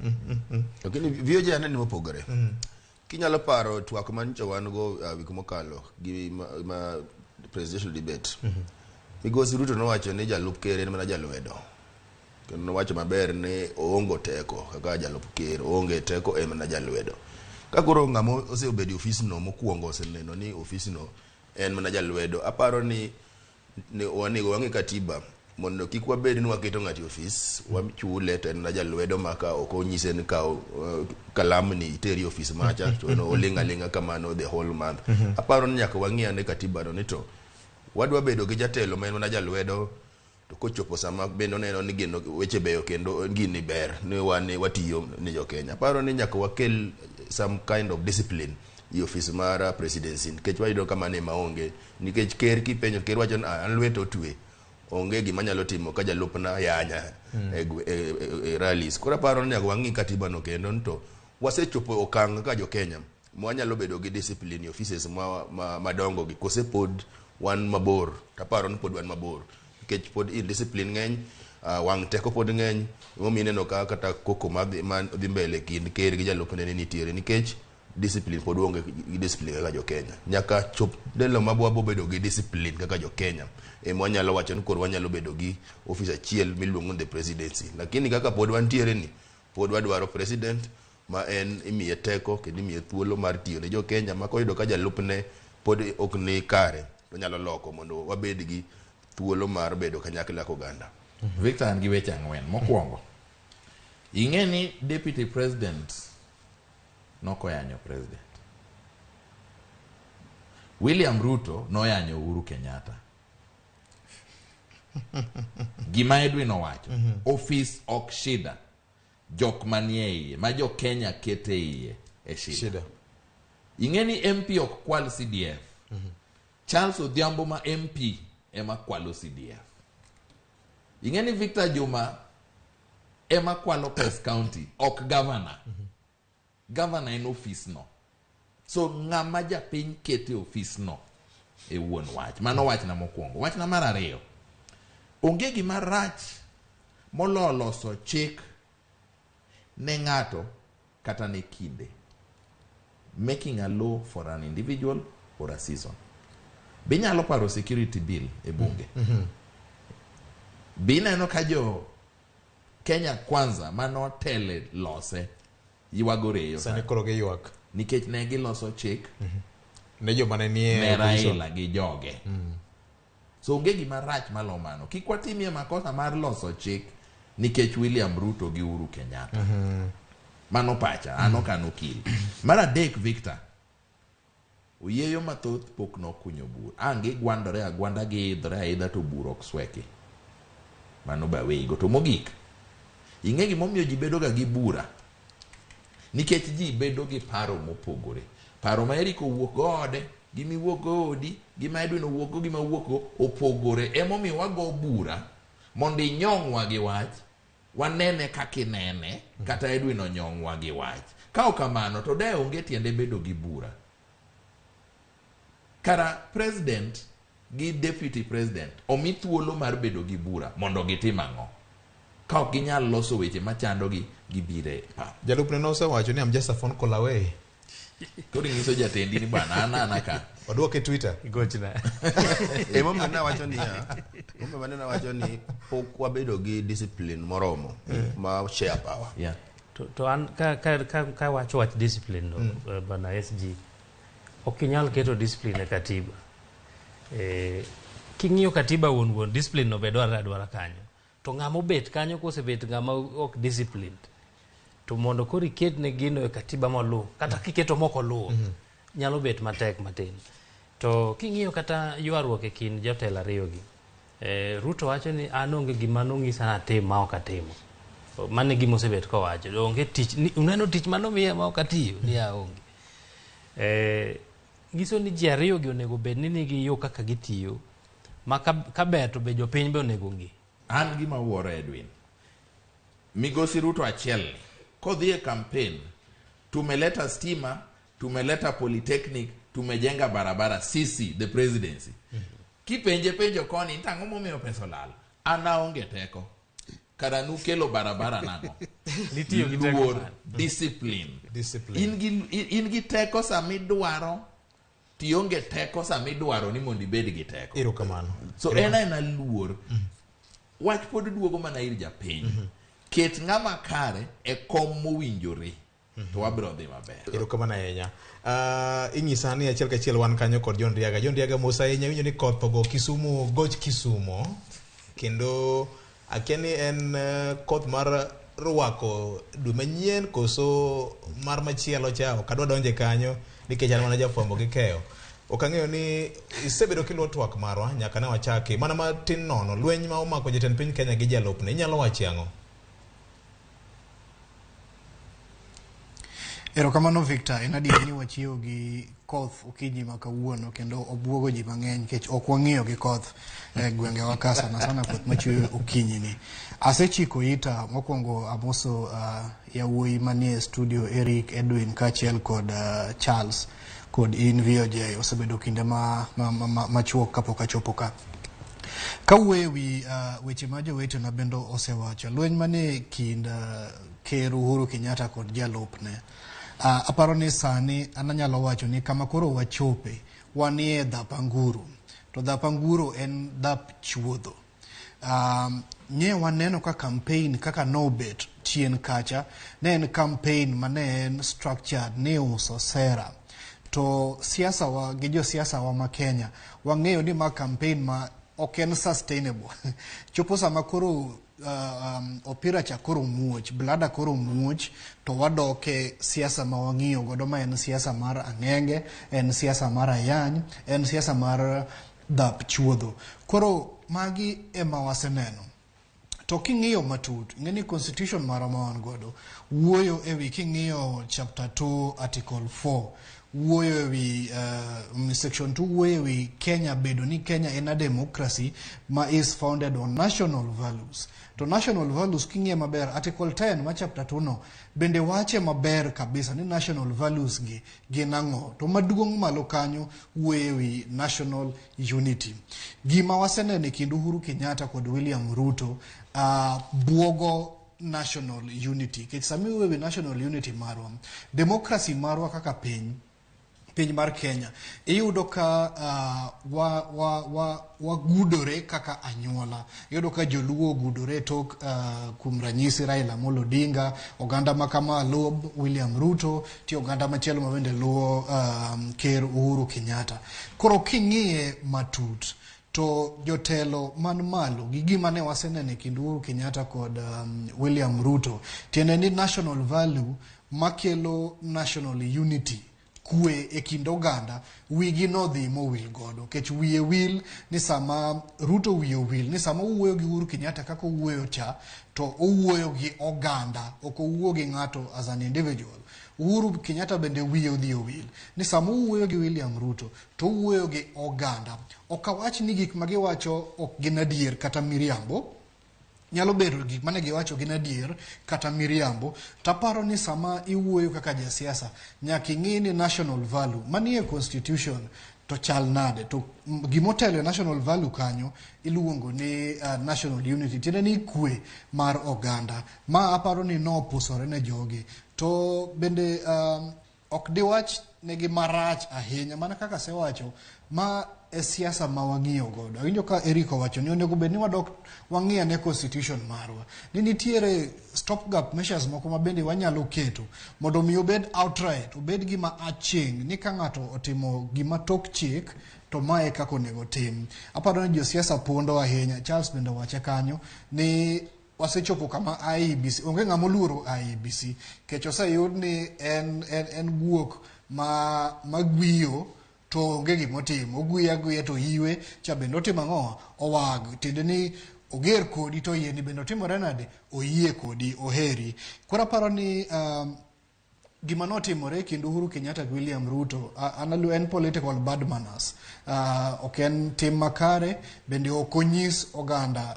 weche makare tiende ni koro kawa kanyo period makoro ndong dala biriyo ni kech wasechopo e dhap anguro ma en dhap chuodho tiende ni ng'ata japiny nyalo chung to wacho gimoro amora nyalo nyiso kata ng'ato ni in ema ninego ng'ane wang'eyi maber kata obedo onyalo bedo miriambo kata onyalo bedo adieri to wang'eyo ni reaction mar dhano tiende nitie gik moko ma konyisi kata ni bet mana mos to inyalo kwanyo gimoro man machiegni mihiny godo nyawadu omiyo ne ok en ranyisi maber gin weche ma aparo ni onego bed ni kata ka wadoke bang' yiero to nego wang'igi maber to ng'eni katieko constitution wuoyo ewi national values to kete ewi president kende kaka nang'iye to waduto wang'iyo ni the executive kaka constitution owache oriwo William Ruto kod Uhuru Kenyatta omiyo ng'ato ok nyalo wacho ni anan mana deputy president koro gigo ok ochuna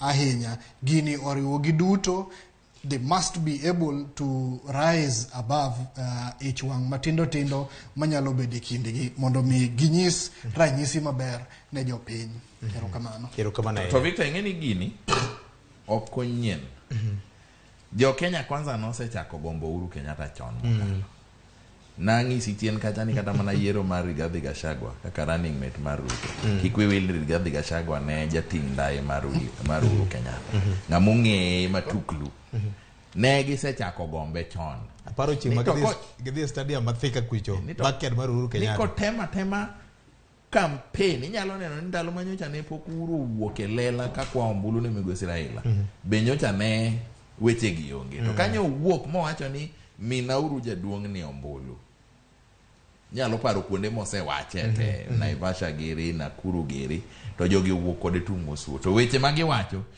inena ka magi ok weche mobire wi ng'ani sani magi weche manyocha ne gisego e mbaka magi chano maber ni ng'ama dhoge ni to wang'ise ma Nyi neno kanyo en Nyeri gik mokwano ne ni ma kia itimo nade ma kia nagole ka ane malose obedo dhano reru ni migero ni konyo ji gang'o reru kia kambe magi chak kia gimariaga wacho nyalo bedo adieri nyalo bedo miriambo to hie jogi nyocha dhuluma kare wacha ni negimo nyawadi negirita no ng'ame dhoge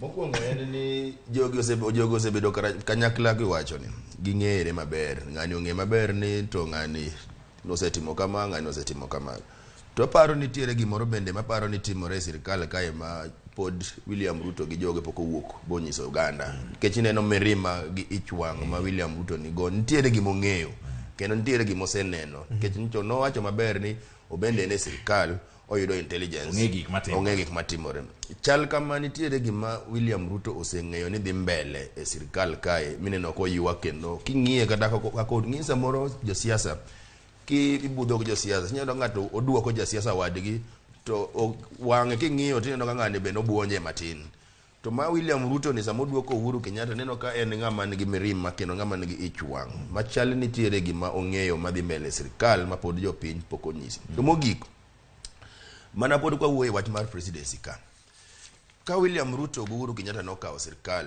higa mar 2013 nitiere gimoro mane gitimo mokwongo ne gichako muko institutions monego bed ni keto checks and balances e presidency ne gimuko media gimuko civil society bagiluongo civil society luongo ni evil society gimuko trade unions mondo omin presidents odong ma strong ma ng'ata manyalo penjo gik madhi mbele presidency onge mani makrosa ni waneno emomiyo wan gi telo marach e sirikal wan gi mibadhi wan gi weche mag nek wan gi weche mag kuo dine bed ni gineno mabor imo kwa sababu chacha liben wacho no chopo higa mar 2014 kanyo kendo kelo security laws mar goyo ganda kendo nego opposition mondo opposition kik ting wigi malo mago emomiyo waneno sani dine bed wan gi jotelo ma ng'iyo ni wan watelo ni Uganda dine ok gitimo kamano dikoro sadi doka koro checks and balances nitiere to ok nyien higa 83 Victor jaduong' Moi ka higa 82 tem loko lochne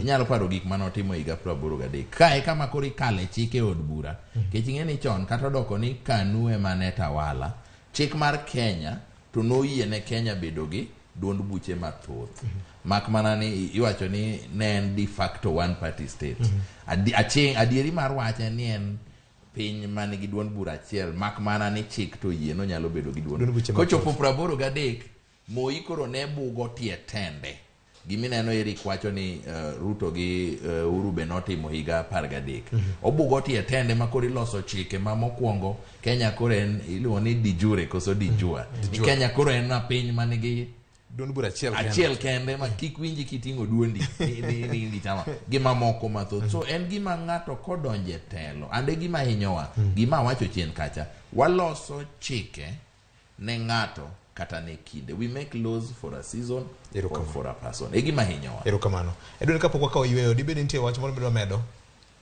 okapar ka jotelo ni nego bed gi dhap anguro kata dhap gweno ma en ofis man gi luoro ahinya ma gimoko nego timre ahinya to kakoro en ma imienruok e chuodho kamae nikech kiduogo ir japiny ma winjo gi e radio kata maneno gi e wang' jowi gigi donje e chuny jopiny kendo nyalo kelo hinyruok ka koro wadhi e yiero erokamano ahinya koro Ramogi Tv nyadhi mar ofis chal ka gima koro duok piny kata duok chien kaluwore koda dwaro mar katiba marwa ma bende oketo kit joma onego beni kao lemo mag apise ma katiba oyango ge nyakwa Ramogi Jwang. Wakao yweyo waduogo wibeki kwil nyakarondo mar Ramogi kod Ramogi TV nitie kod road show Nairobi kanya kwa Ramogi. Kabende wawuoyo gi jopiny wapuonjogi ni to kinde madongo kod ndalo abiriyo gin ang'o ma ging'eyo mar walo kata yiero jotelo ma gidwaro manyalo konyogi e kombe mopogore opogore, to gin ratiro mage ma gin go e kinde ma koro gidhi e debe. Kete mana ka ma en chenro mari ma kaka wanene.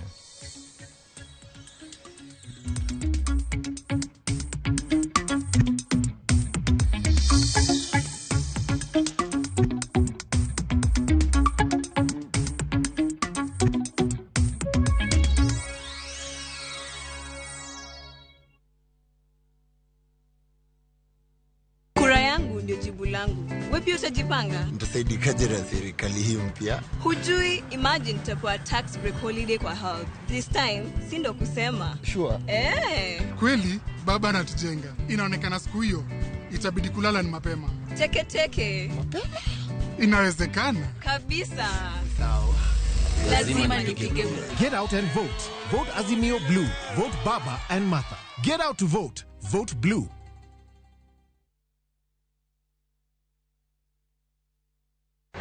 Crispin Otieno, Kanikisi, Ma, Ramogi TV.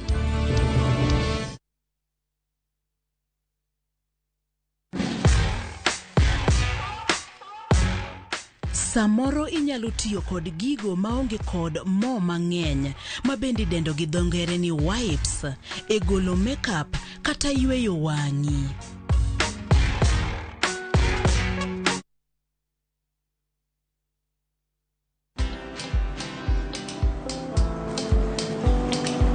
Niaje? Ni kama unashangaa kwa nini naangalia simu with so much focus, Usishangae sana. Nimekuwa ndani ya story kabisa. Ni kama yeye alia juzi. Ni kama nilikuwa hapo iki happen. And when this new market was being opened, ni kama nilikuwa hapo tu. Hata vile local tourists for a special rate at the coast, I was there. And when this new road was being commissioned, I was right there. Na hata wewe unaweza kuwa ndani ya story wherever you are.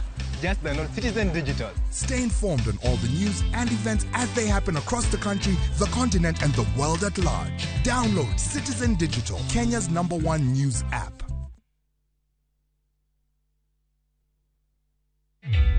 Introducing a new way to earn cash every time you buy airtime. Simply dial *487*2#. Buy airtime, pay for electricity or water bills for you or someone else, and get paid papo hapo. Usinunue airtime na tokens bure tu. Earn instantly with *487*2#. Dial *487*2# now.